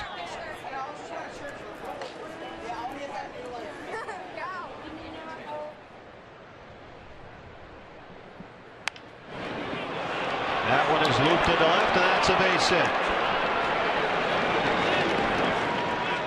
First base hit for the Miami Marlins, and Juan Pierre extends his hit streak to 13 games. And a round of applause at Chase Field for the Diamondbacks lefty.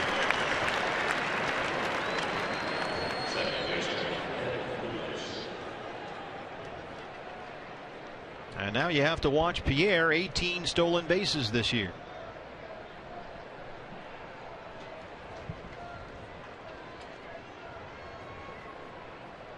Ed Lucas, 0 for 2. He struck out twice. Lucas has not hit a whole lot recently. 184 over his last 9 games. A 31-year-old rookie.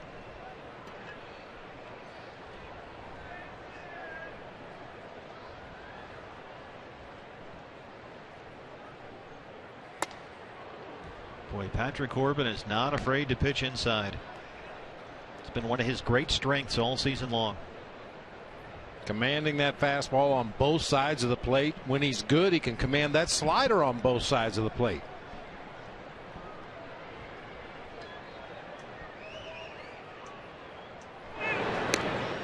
Now you mentioned Pierre with 18 stolen bases on the season, only 5 against left-handed pitching. He's been caught twice against lefties.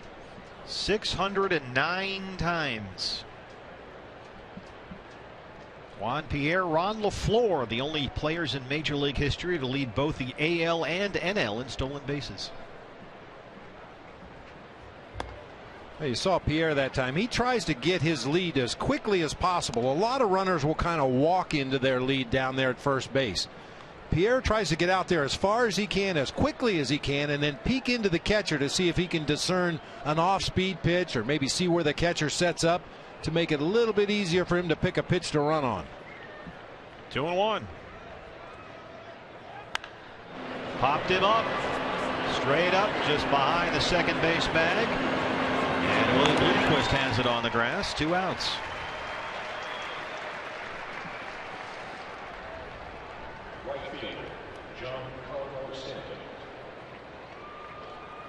Yeah, that's like Little League. He's got the hat on underneath the helmet. He's always done that. Old habits die hard. Last time he was up, Giancarlo Stanton drove one to the deepest part of left center field. That Gerardo Parra tracked down. Ballpark just big enough. See Pierre's eyes shifting back and forth like one of those clocks with the cat that has the eyes moving back and forth as his tail swings back. He gets out there, his eyes look at the pitcher, then quickly to the catcher, then back on the pitcher, quickly back to the catcher. I don't think he's going to run with Stanton at the plate, down by 2.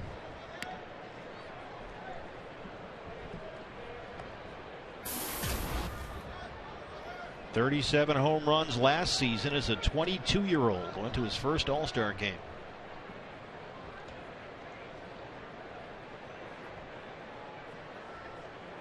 And that one is crushed high and deep to left, and that ball is gone. Giancarlo Stanton, his 6th home run this season, and the Marlins have tied it at 2.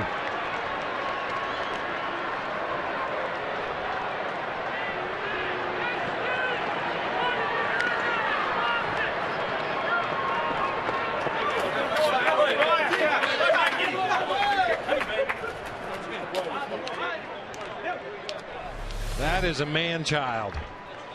Got a fastball on the inside corner of the plate. The only question was fair or foul. Plenty of distance way beyond the bullpen out there in left field. You had a list of top 5 guys. They came up and you don't go anywhere. If you're watching, he's on it. Well, like a lot of visiting hitters, Stanton has had some good success here in this ballpark. A .333 lifetime hitter. Now 5 home runs, 5 doubles, and a triple in this park. Slugging over 800. Marcell Ozuna fouls that one off. It's been less than 7 games since he's returned to the Marlins lineup, but Giancarlo Stanton in, let's call it 6.5 games, has now got 10 hits, including 3 homers. Up the middle, Didi Gregorius just over the second base bag, and that ends the inning. But the Marlins get their first 2 hits of this ball game. One of them, Giancarlo Stanton's 6th home run, and it's a tie game, 2-2.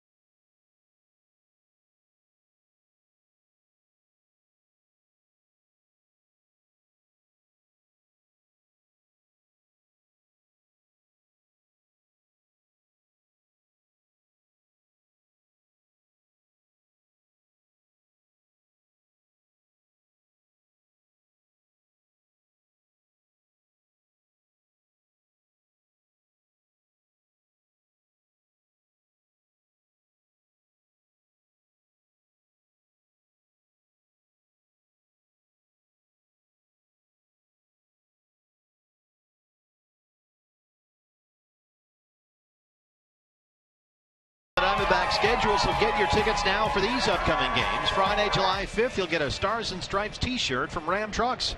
Saturday, July 13th, Diamondbacks and Brewers. 20,000 fans will get a D-backs beach towel courtesy of Gila River Casinos. And then Saturday, July 27th, a Luchador mask courtesy of Circle K and Univision. That's a must-have. Grab your tickets now for these upcoming giveaway games. Check them out online, dbacks.com, or call 602-462-4600. Martin Prado leads off the bottom of the 6th for the Diamondbacks against new Miami hurler. This is the lefty Dan Jennings, who made his major league debut against Arizona last April. Good numbers for Jennings early on in his career. Fastball slider guy, average fastball in the low 90s. Dan Jennings just recalled from AAA New Orleans on May 27th. He made 18 appearances for that ball club, went 3-2, and a good ERA, 1.80. Martin Prado 1 for 2, singled in the second. Prado, Gregorius in the pitcher's spot for the Diamondbacks in the 6th after their 2-0 lead went away with one swing by Giancarlo Stanton. Patrick Corbin wearing his batting helmet, and the bullpen is quiet.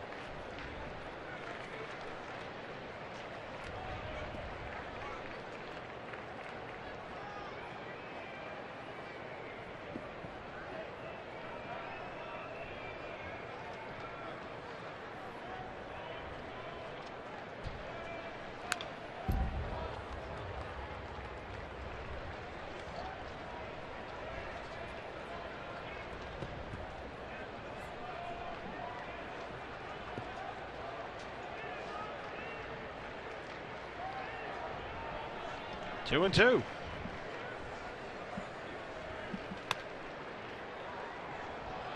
There's the long delayed and trademark strike call of plate umpire Tim McClellan. 1 up, 1 down. I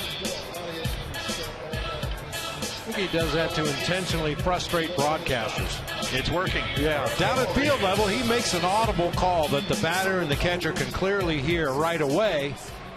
But the actual visual sign for us up here in the press box comes much later. There is an extra beat or two.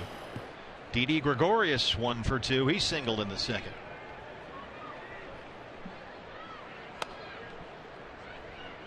Didi Gregorius' batting average has dropped 71 points since May 20th. He had back-to-back 3-hit games on May 19th and 20th. At that point, he was hitting .369. But since May 20th, Didi has batted .230.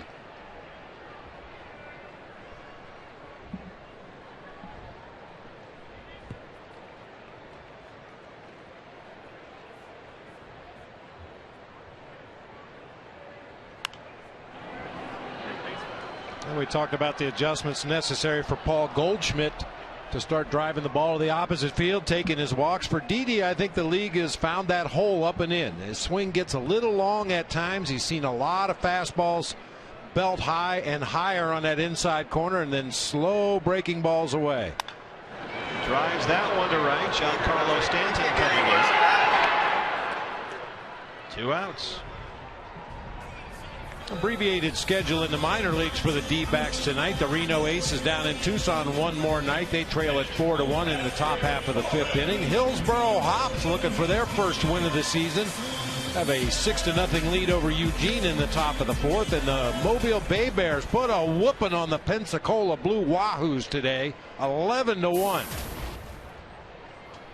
Patrick Corbin is 0 for 2. He struck out twice.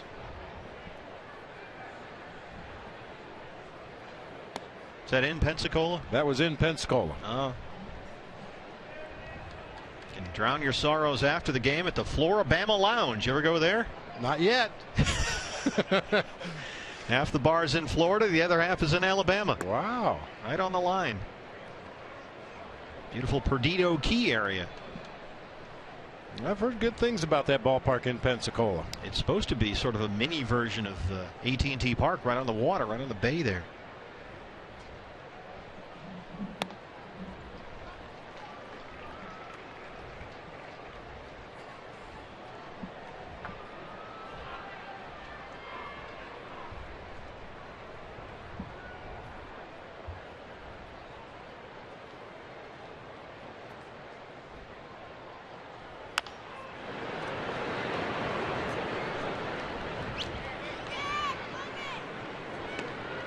Diamondbacks took a 1-0 lead in the 3rd on Paul Goldschmidt's 16th home run. They added a run in the 5th when Goldie had an RBI single that scored Gerardo Parra after Parra had singled and stole second. Marlins answered with 2 in the 6th. Giancarlo Stanton, 6th of the year. And Corbin strikes out for the 3rd time tonight. We are through 6. It's a 2-2 game at Chase Field.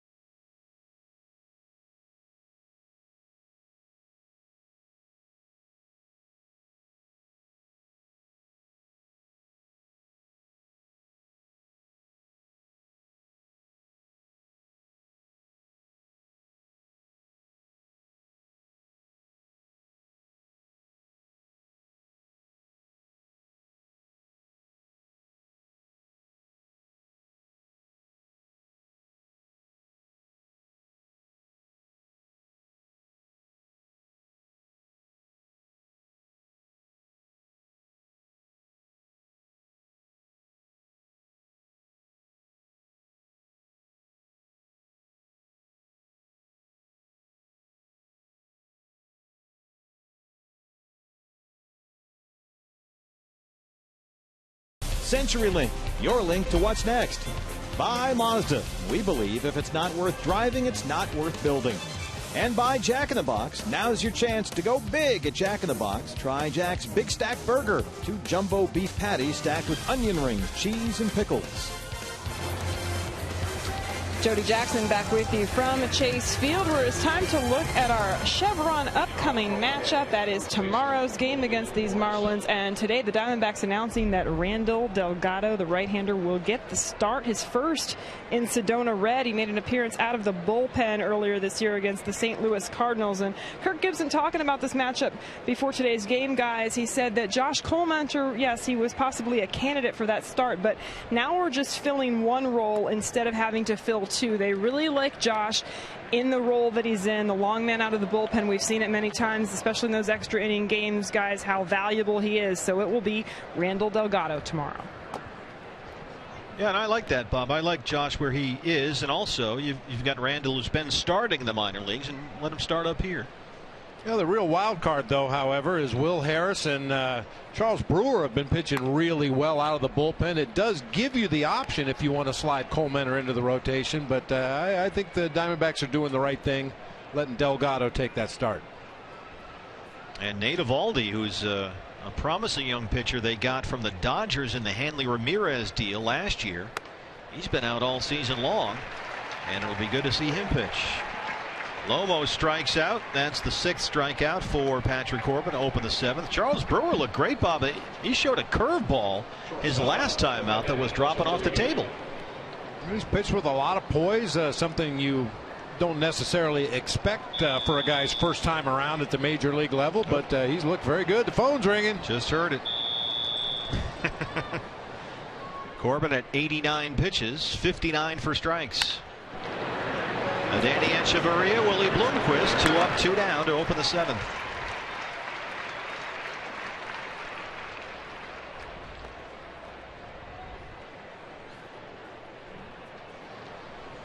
Glenn Sherlock answering the phone, and there is activity in the Diamondbacks bullpen. Tony Sipp has the jacket off, so I would assume he's going to be the guy to pick up a ball and start to warm. Saw Glenn motion with his left arm and left hand. That's Tony Sipp's cue. Placido Polanco, 3 for 4 in the Marlins win over the Cardinals yesterday, but hasn't played a ton lately. Only 18 at bats so far this month. This was a very good player in the National League for a long time. This is his 16th season.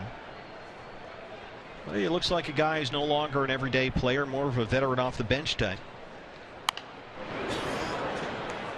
Now at the age of 37, Polanco hit .202 last month and has seen his playing time cut down in June. There is Tony Sipp, the left-hander from Pascagoula, Mississippi.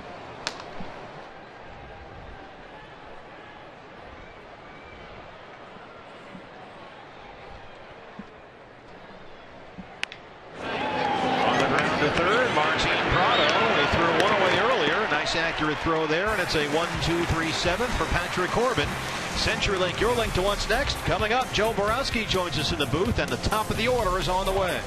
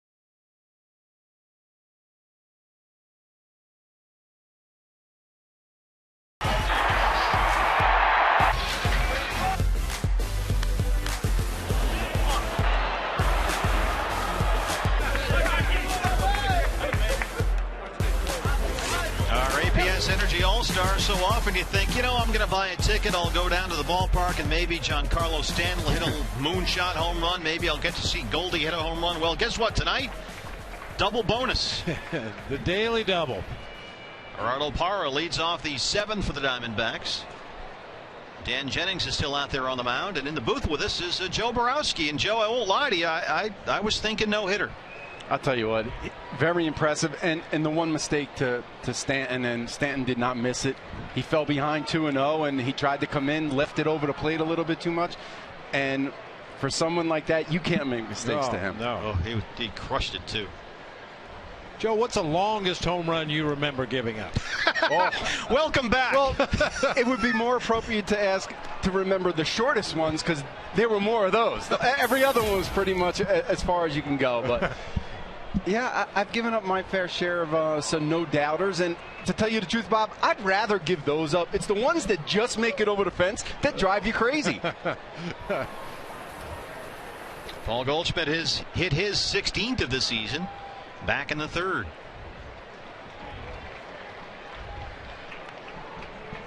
Gerardo Parra 1 for 3. Last time up, he singled, stole a base, and scored on a Goldie RBI single.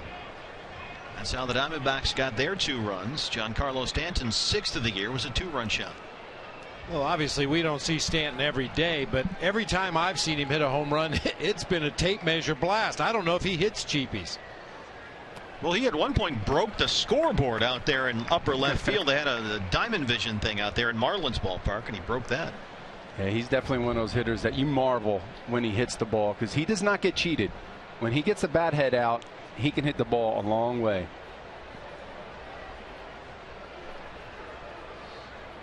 2-2 to Gerardo Parra.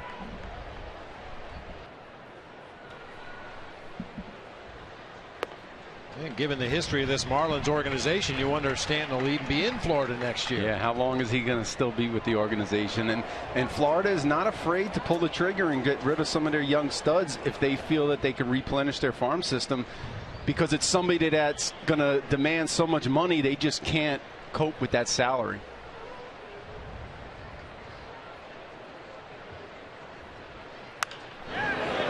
Play. It's funny you mentioned that. There have been a lot of media reports speculating, guys, about exactly that, given what the Marlins did with their big league roster last year. And the New York Daily News wrote that the Mets really want Giancarlo Stanton on their team, and they understand it would take a huge haul of top prospects to get him. Peter Gammons had been tweeting that the Red Sox were among those who checked in with the Marlins on Stanton. Rangers and Phillies have also mentioned. Phillies reportedly making multiple inquiries about Stanton's potential availability, but everyone so far has been told, not interested. Parra lifts it to center field. Marcell Ozuna tracks it down in the left center gap and allowed out number 1 in the 7th.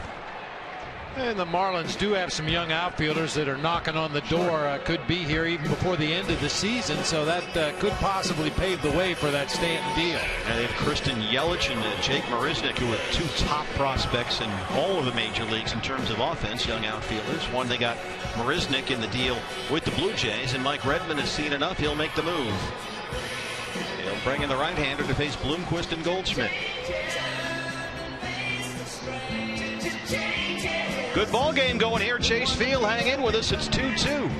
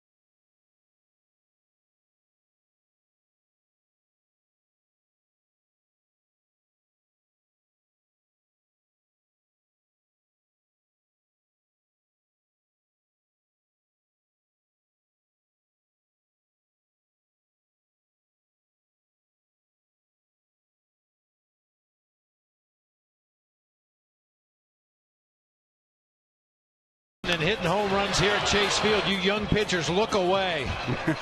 Wow. I mean, just light tower power. And that one he hit today in the 6th inning against Patrick Corbin was a little floater compared to those first two. He's an impressive guy. And just 23 years old. He'll turn 24 November 8th. It seems like he's already played for about 5 years or so. I think it's safe to say he enjoys hitting it at Chase Field. New pitcher for the Miami Marlins. This is Ryan Webb, and things have been a little sketchy for Ryan Webb lately. If you go back to May 21st, over that span, he's 0-2 with an ERA at 10.5.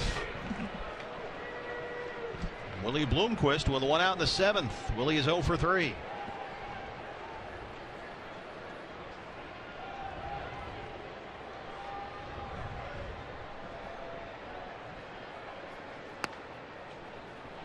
There's a strike 0-1. Joe, it was a long, grueling 3 weeks with essentially only 3 home games in 3 weeks. Lately, it's been tough. Diamondbacks have lost 7 of 10. What were your observations? I'll tell you what, as a player, I'm sitting there. Who are the schedule makers, first of all, that gave us this awful 3 weeks? But that's incredibly tough to go out on the road, come home for 3 days, which really doesn't make any sense. You'd rather just have back-to-back long road trips and then come home for an extended period of time. But I think we saw the effects it had on a team at the tail end of the last road trip, because you saw the guys. They just looked like they were run down, like they were tired. They were spent, and it's something that's very difficult to do. Not only physically, but mentally it takes a toll on you.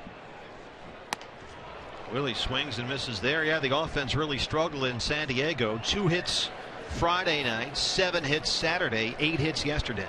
And not taking anything away from Eric Stoltz or Clayton Richard, but you know, 2 soft tossing lefties, and just dazzled the Diamondbacks offense. And that's the thing that frustrates you as a hitter, is how are these guys getting me out, first off, and you're going back to the dugout and you're wondering where your at bat went, because you didn't put together a great at bat against someone who couldn't throw a fastball by you, but somehow he's still getting you out. 2-2 to Willie Bloomquist.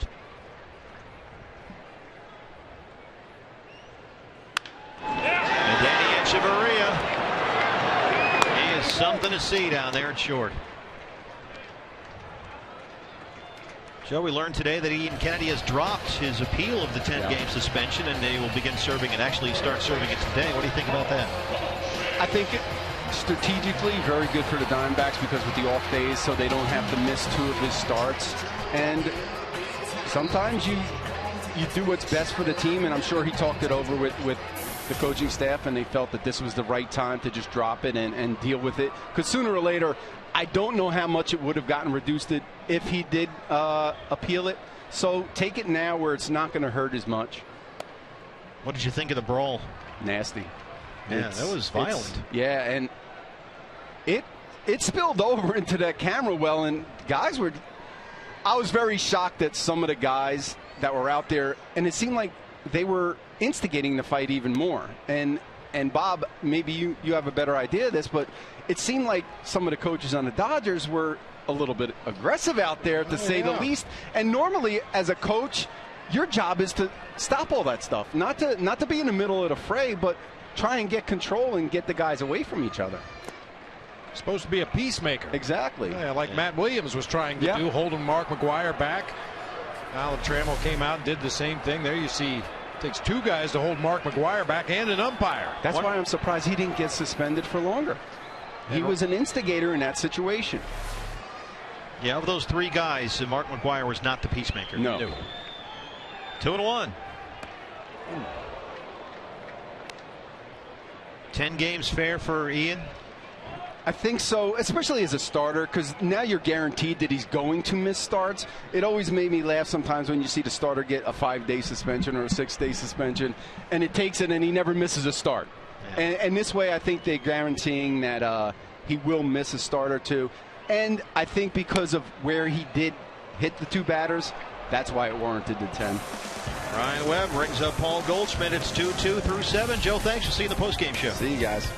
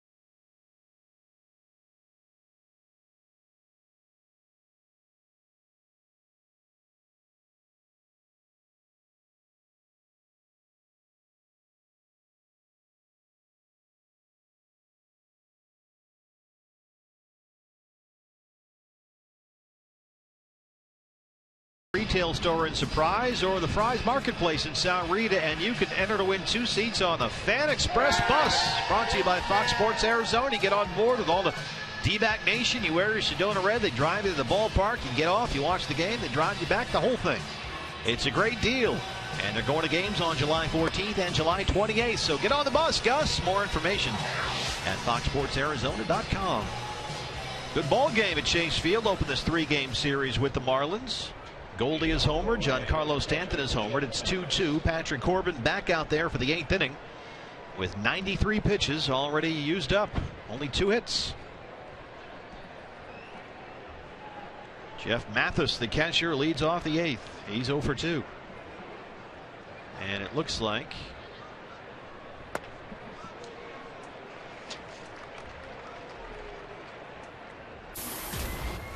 have a pinch hitter for the pitcher, of course, coming up.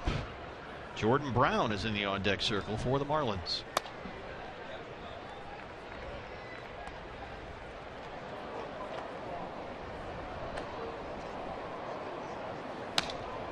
Mike Dunn warming up.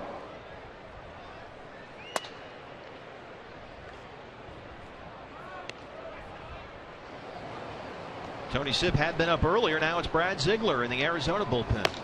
Well, Tony Sipp was up because we were approaching that 9 spot in the lineup last inning, and the only available pinch hitters are left-handed for the Marlins. Mathis drives that one to left, and there's Jason Kubel with a nice running catch.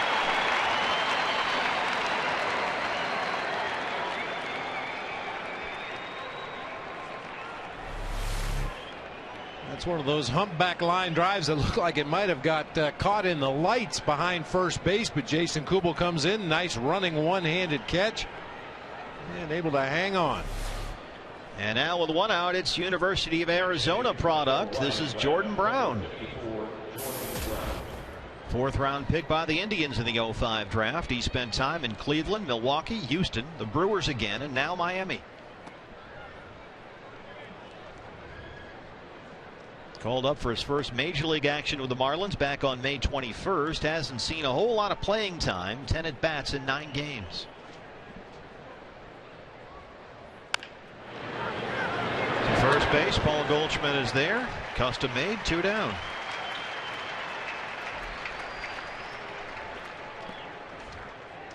.100 pitches now for Patrick Corbin. 66 for strikes. 2 outs. Juan Pierre singled and scored in the 6th. Came in on the Stanton home run.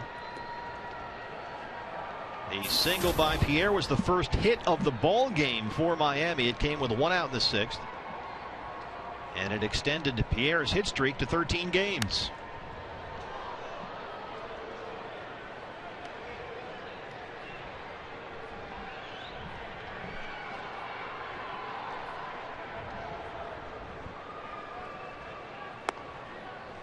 It's constantly a problem for outfielders trying to determine how deep to position yourself for Juan Pierre, especially to the opposite field.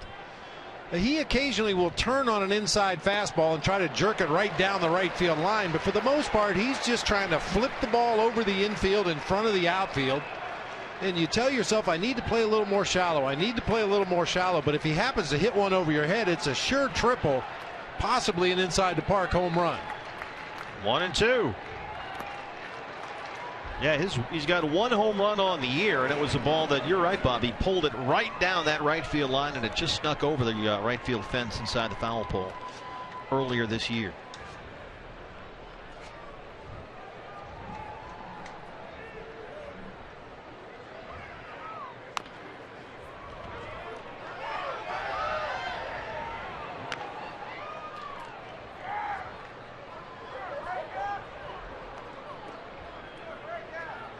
Scored at least 1,000 runs, got at least 2,000 hits, stolen at least 600 bases. And he strikes out there to end the 8th. 7 strikeouts for Patrick Corbin. It's a 2-2 ball game at Chase Field.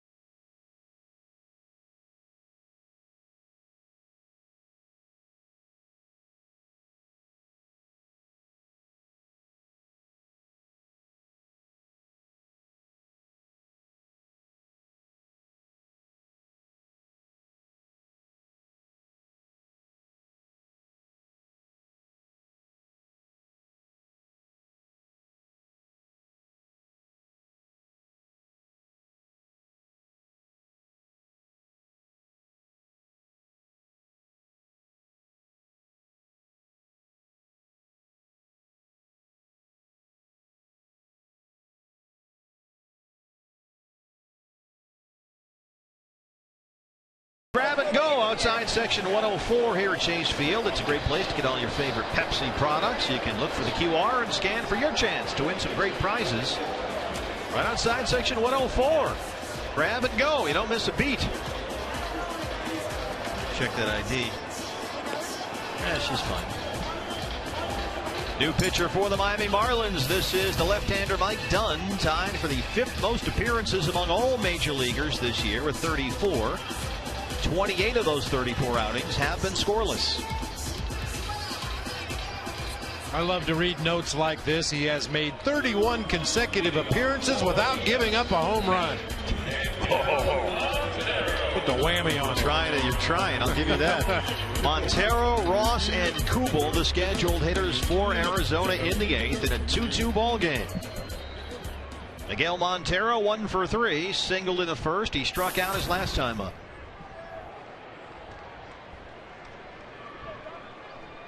Coming off that terrific 6-game road trip, started all 6 games and hit .348. A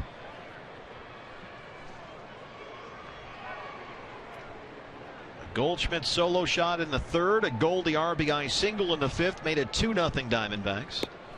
Marlins tied it in the 6th on Giancarlo Stanton's 6th of the year, a 2-run shot. Patrick Corbin worked 5 1/3 no-hit innings before a single by Pierre and the homer by Stanton. Base hit. Leadoff man aboard for the Diamondbacks in the 8th. Miguel Montero 2 for 4.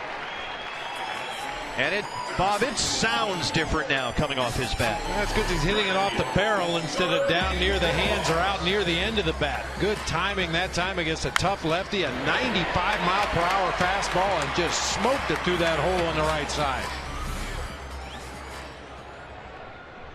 Yeah, done a little more gas than we've seen out of that Marlins bullpen up to this point. His average fastball is right around 94, 95 miles an hour. He'll reach the upper 90s on occasion. Cody Ross 0 for 2. He has struck out and walked. 2-2 game in the 8th. Leadoff man on. Do you play this straight here? I think so, considering where you're at in the lineup. Different hitters, you might play it a little differently, but Cody Ross looking to turn one of those fastballs around against the left-hander. Gibby doesn't like to give up outs. He will with the right personnel.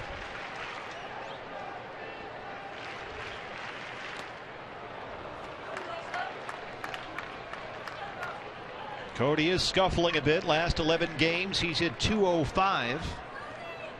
0 for 2 tonight. Checks with Matt Williams at 3rd.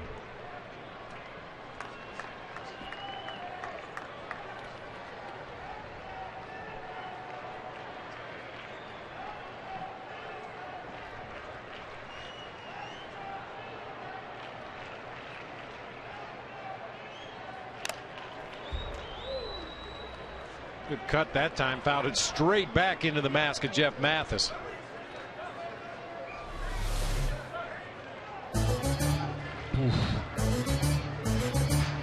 Why would anyone do that? What were you thinking? I was thinking how much I enjoyed being back there. I'll tell you, I was a pitcher like a lot of these guys in high school, and in an emergency one day the coach put me behind the plate and that was it. I was just enamored with the position. You're constantly involved. That's the allure of that position. 1-2. I mean, you see outfielders, especially during a day game, they'll look at their shadow on the outfield grass and work on their swing between pitches, and infielders are constantly manicuring the dirt. Catcher, you never have a down moment when you're behind that plate. You're either communicating with your own bench, you're watching the opposing coaches down the line to make sure they're not cheating, you watch the hitter to make sure he's not peeking, you keep an eye on your own pitcher out there. You have to make sure your defense is aligned properly depending on the situation and what pitch you're going to call. That's why guys go back there.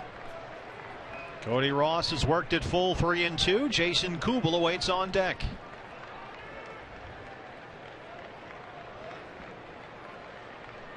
Go ahead run on base with no outs in the 8th for the Diamondbacks.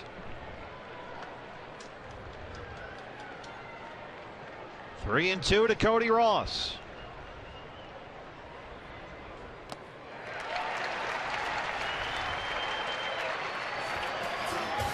Cody. I'm not sure Cody knew what the count was. Yeah, you're on, Cody. Yeah, that's 4. It's still 4. That's how bad he wants to hit. Second walk tonight for Cody Ross. Yeah, let me get in there and take one. He can have that one. Let me get another hack in. So the go-ahead run now in scoring position. Watch Cody. He is focused. Mathis wants time. He's going to go talk to his pitcher. Well, he's confused because we were in L.A. You got 4 strikes. And yeah, there you go. He thought you got 5 balls before you walked here. The look of recognition. That was ball 4? Oops. Now you might see a bunt, even though Jason Kubel has not been asked to bunt a whole lot in his career, but a tough lefty on lefty matchup with 2 guys on base. Yeah, you asked before, Cody Ross hitting .377 against lefties this year. Yeah. Jason Kubel struggles against lefties somewhat, but no sign of a bunt on that first delivery.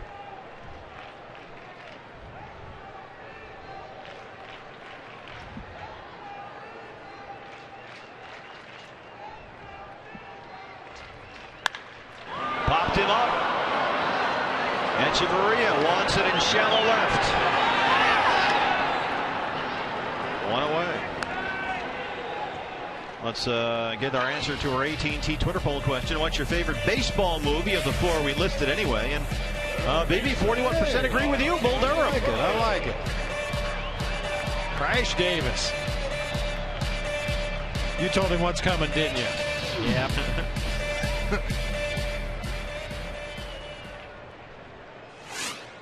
Martin Prado 1 for 3, singled in the second. He struck out looking his last time up.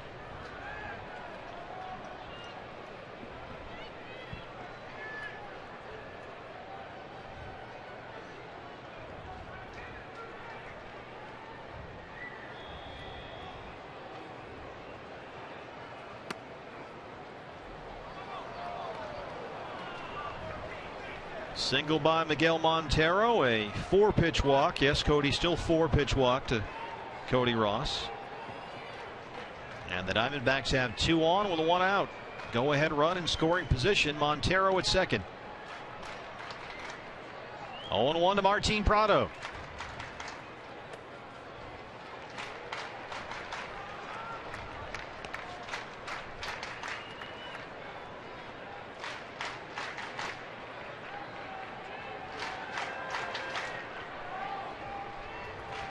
Trying to get Patrick Corbin a W. He closed the 8th inning with his 7th strikeout tonight.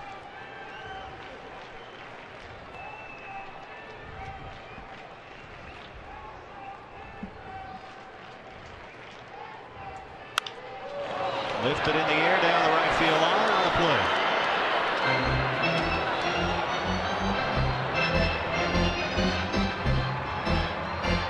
Martin Prado, a much more effective hitter at home than on the road.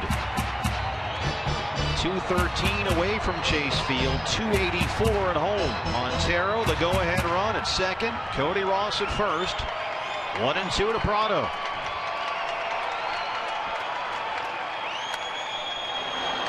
Out of play.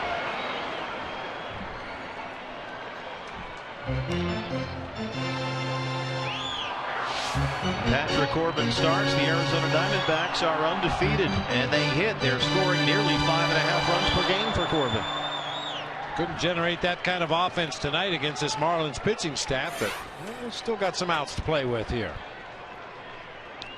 2 to be exact before Corbin gets a no decision.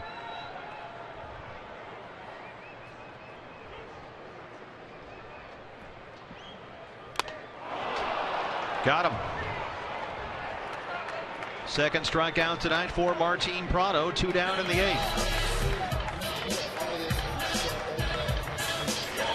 Boy, Dunn just bullies him upstairs with that fastball in the mid-90s. This is not a soft toss and lefty. Didi Gregorius 1 for 3, a single in the second.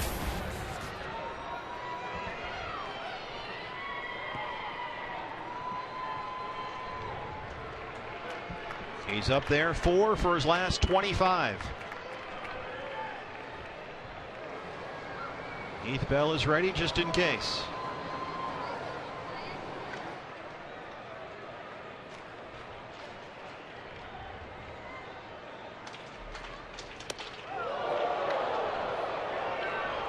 You said, Bob, they were working him up and in.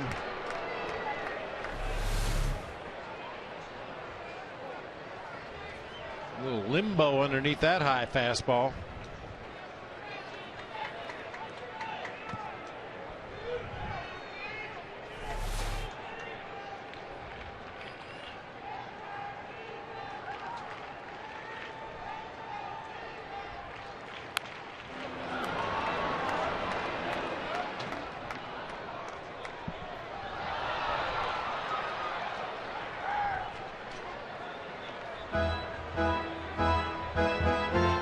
Patrick Corbin at one point tonight retired 14 of 50. Only 2 hits, 7 strikeouts. Willie Evis is on deck. He would hit for the pitcher. So if Corbin is going to get the win, they need a base hit right here. Otherwise, it would be a 3rd straight no decision. Something that was an issue for the D-backs earlier in the season has reared its ugly head again here tonight. 1 for 11 with runners in scoring position. They've had their chances. The Marlins, on the other hand, haven't had a runner in scoring position all night other than Giancarlo Stanton in the batter's box. 2-2.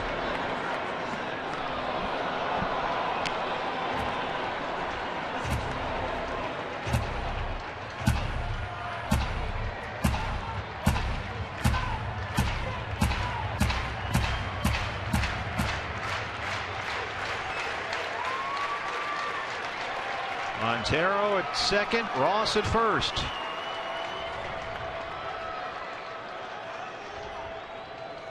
Gregorius right to Lucas at second base, throws him out. The Diamondbacks with a great opportunity there. 2 on and no outs. They cannot get a run in. Patrick Corbin cannot get the win. It's 2-2 as we go to the 9th.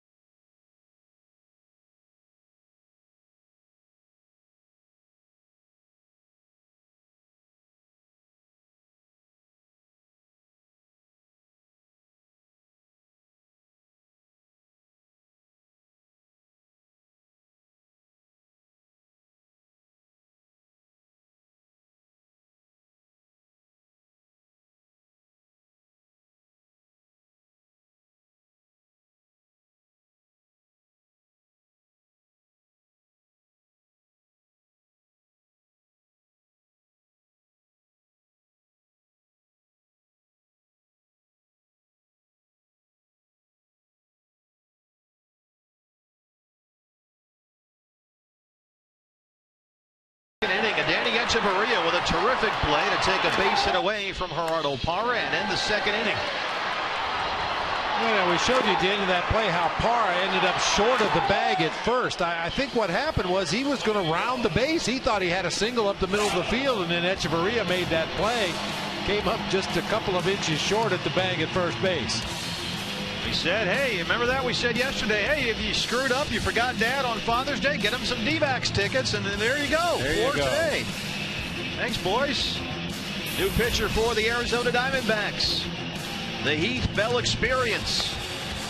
He has converted 8 straight save opportunities. His last coming Monday night at Dodger Stadium. He appeared with a 4-run lead in the 12th on Wednesday night. Quickly turned a 4-run lead into 2. before getting some ground balls to get out of it and preserve a Diamondbacks win. But Bob, not a save situation here. Hasn't pitched since Wednesday, so got to get some work in, I guess. Yeah, this is kind of standard operating procedure to save a tie at home because you get the last at bats in the ball game. So I'm sure Heathbell's going to treat this like a save opportunity, even though the score is tied. Lucas, Stanton, and Ozuna 2, 3, and 4 in the Miami ninth. Ed Lucas is 0 for 3. He has struck out twice. Giancarlo awaits on deck.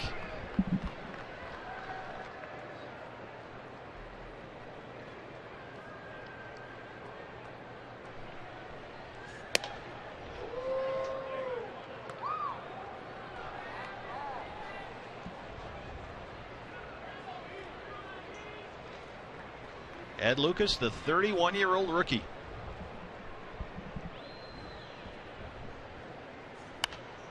You ever played ball with any Ivy League guys? He's a Dartmouth guy, Ed Lucas. Yeah, I don't think I ever played with anybody that went to the Ivy League. He's not based on the things they talked about in the clubhouse. We didn't talk about nuclear physics or anything like that. I don't imagine so. Ed Lucas, an 8th round pick by the Royals in 04 out of Dartmouth College.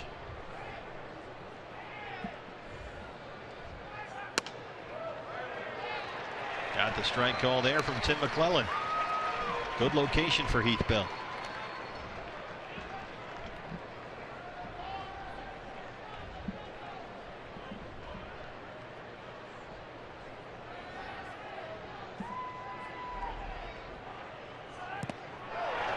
Chased one in the dirt. Miguel Montero completes the strikeout. One away. Here comes Giancarlo Stanton.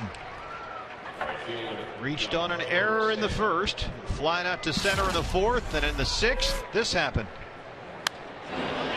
Giancarlo Stanton happens. His 6th of the season. And that tied the game at 2. That's where we stand. Stanton 0 for 2 lifetime against Heath Bell with a strikeout. He's also drawn a walk. I don't think he's up there looking for a walk this time. Now I know you got Ozuna and Lomo coming up, but how careful do you be here? Well, unlike Paul Goldschmidt, you can see how far off the plate Stanton sets up. I think that tells me he wants the ball out over the plate, away, where he can extend his arms. So far, 2 curveballs in this sequence. That's not a bad way to go about getting him out either. But if you're going to throw him fastballs either way off the outside corner or jam him in on the hands off the inside corner, just avoid the middle of the plate with that fastball. I mean, he will chase that short curveball like Lucas did to strike out to start this inning, that one that bounces right out in front of home plate. But they're going away with a heater here. Ooh.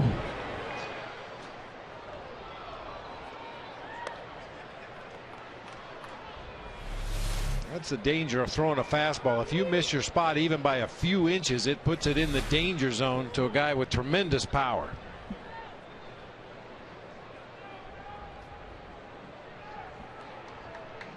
Seven games since he's been back in the Marlins lineup. 10 hits, including 3 home runs. Just came back on June the 10th. Missed 36 games with a hamstring. They stay away there. 1-2.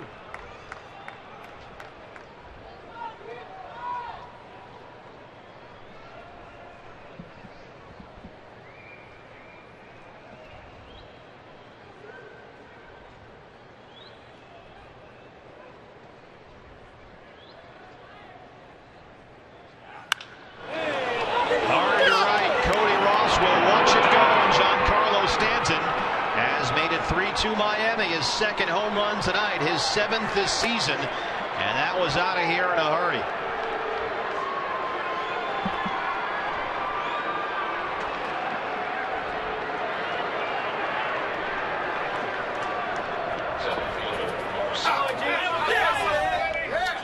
He's a difference maker. Fastball up and out over the plate, just didn't get to the spot up above belt high. Talked about extending those arms. When you allow those big, strong guys to extend their arms, they can hit them out of any part of the ballpark. His 100th career home run.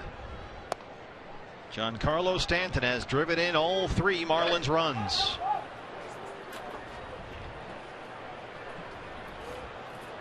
He's been back in their lineup for 7 games. He's hit 4 homers. Ozuna. Prado at third. 2 down.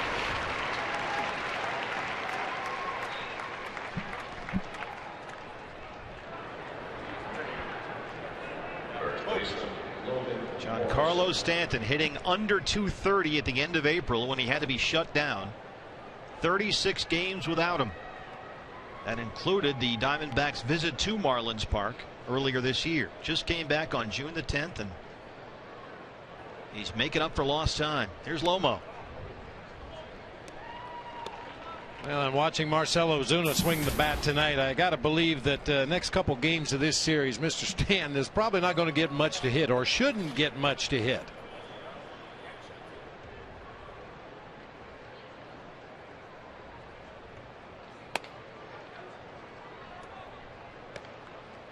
Could you have walked Stanton, pitched to Ozuna, and then brought in the lefty to face Lomo? Well, certainly you could have. I mean, it's against that so-called book to put the go-ahead run on base via an intentional walk. But right. You know, looking at the way some of these guys in the Marlins lineup are swinging the bat, it had to be tempting to take the bat completely out of his hands. Don't even give him a chance to swing it. Heath Bell ahead, 1-2 on Morrison. Lomo 0 for 3, struck out his last 2 times up.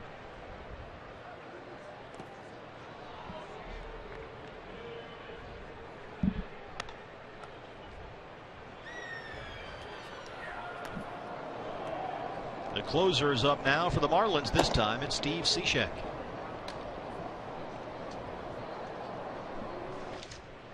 Diamondbacks in their 9th inning will have the pitcher spot, Parr and Bloomquist as the scheduled hitters. 2-2 to Logan Morrison.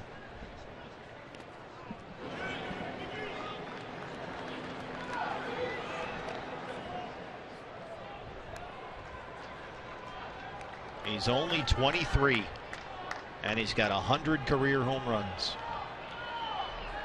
Few more to come. We were talking earlier about the possibility of Stanton being somewhere else next year. Can you imagine you put him in one of those little home run hitters ballparks like Great American Ballpark? Paul Goldschmidt.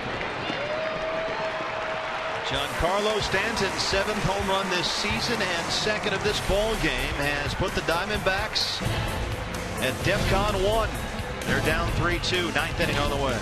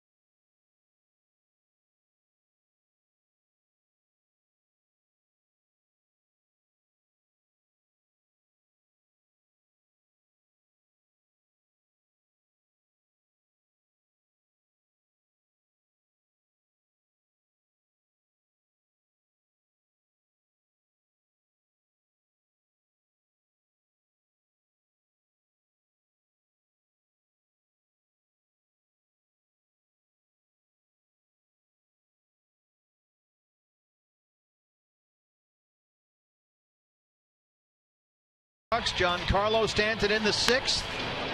That tied it at 2. And then Giancarlo Stanton in the 9th made it 3-2 Marlins. His 100th career home run. He has driven in all 3 Miami runs. This is the rules of the trade brought to you by Ram Trucks. And there is the Marlins right fielder, Giancarlo Stanton. The closer has come on for Miami to try and close out what is now a 3-2 Marlins lead. This is Steve Cishek, the right-hander. He has not allowed a run in 6 career appearances against the Diamondbacks. Vaguely similar to Brad Ziegler with that submarine delivery. Throws a sinking, tailing fastball and a slider, an occasional straight changeup. 9 out of 11 in save opportunities this year, and he also sells seashells down by the seashore. He said carefully. Eric Hinske will hit for the pitcher. Hinske, Parra, Bloomquist, the scheduled hitters in the Arizona 9. Eric at 188 on the year as a pinch hitter this season. He's batting .250, 9 for 36.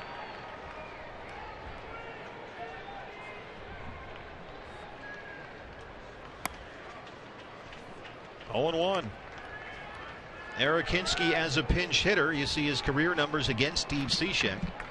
This season, 3 doubles, a homer, and 5 RBIs in a pinch hit role. And he's down quickly 0-2. Not a lot of past experience for any of the Diamondbacks hitters against Cishek. Only Martin Prado. Well, actually, Martin Prado leads the team with 5 past plate appearances. There was a point last year in Miami where Heath Bell was the closer, Cishek was the setup guy, and their roles were switched.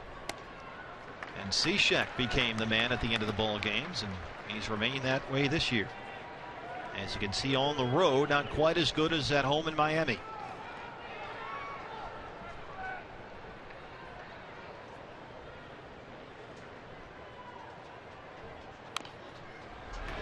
Well, more so than any of the other relievers out of that Marlins bullpen, Cishek relies on his infield defense to make plays for him. Just like Brad Ziegler with that sinking fastball, gets a lot of grounders. And his defense is usually up to the task. They have been tonight. Echeverria, the shortstop, is with a left-hand hitter up very close to the second base bag. Here's the 1-2. How about that catch? Nicely done. Nothing to it. Check this out. Positioned perfectly. Didn't flinch.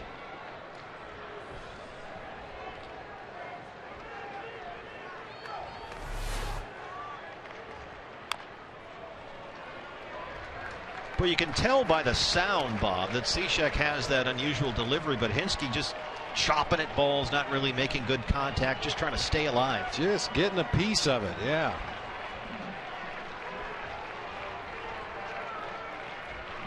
Hashtag free Hinske.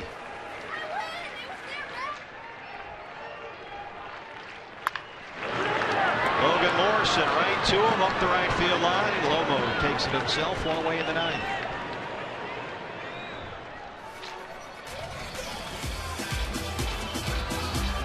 If you or someone you know would love to be calling the game with us in the booth, and they're between the ages of 10 and 14, then come out Sunday, this Sunday, to Chase Field, Fox Sports Arizona, and Sanderson Ford Kidcaster auditions are from 11:30 to 1:30 at the Sandlot during the D-backs and Reds game. And if you get the call, you'll be up here alongside Bob Brenly doing play-by-play. Were you trying to scare him away? Gerardo Parra 1 for 4. Singled and scored a run in the 5th.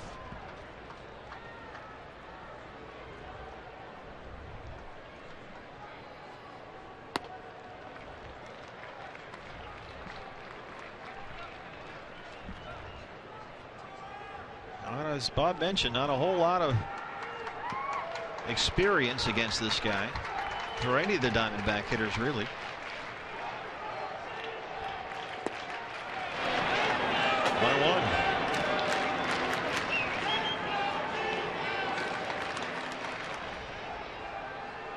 Gerardo Parra has hit safely in 19 of his last 22 games, batting almost .350 over that span.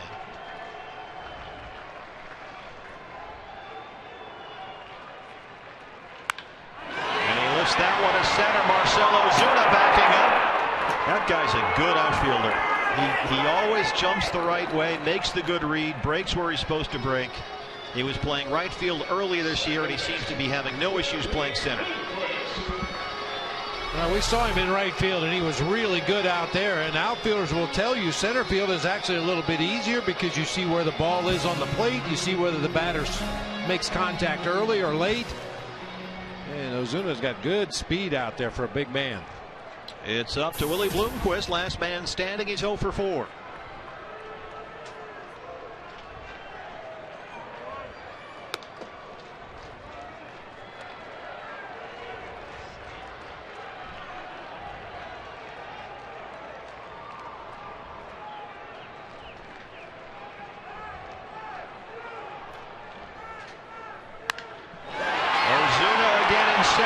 He froze, and now he's going to hurry up and back up. And he tracks it down in front of the 407 sign. And the Marlins take the opener of this 3-game series. And for the first time all year, the Diamondbacks have lost a game started by Patrick Corbin. And they have that guy to thank, Giancarlo Stanton. 2 home runs, 1 off Corbin, 1 off Heath Bell. The one against Bell was the difference. Well, Patrick Corbin will take, or rather the team will lose in Patrick Corbin's start tonight, but really no fault of his own. The offense has got to find a way to get it going. Arizona has now lost 8 of its last 11 games and hanging on atop the National League West. They started the day with a half-game lead over the Rockies. Colorado lost at Toronto. Giants are hosting the Padres tonight. We'll get an update on the NL West standings, of course, in the post-game show. And let's send it out to center field, guys. Steve, Bob, thanks. More for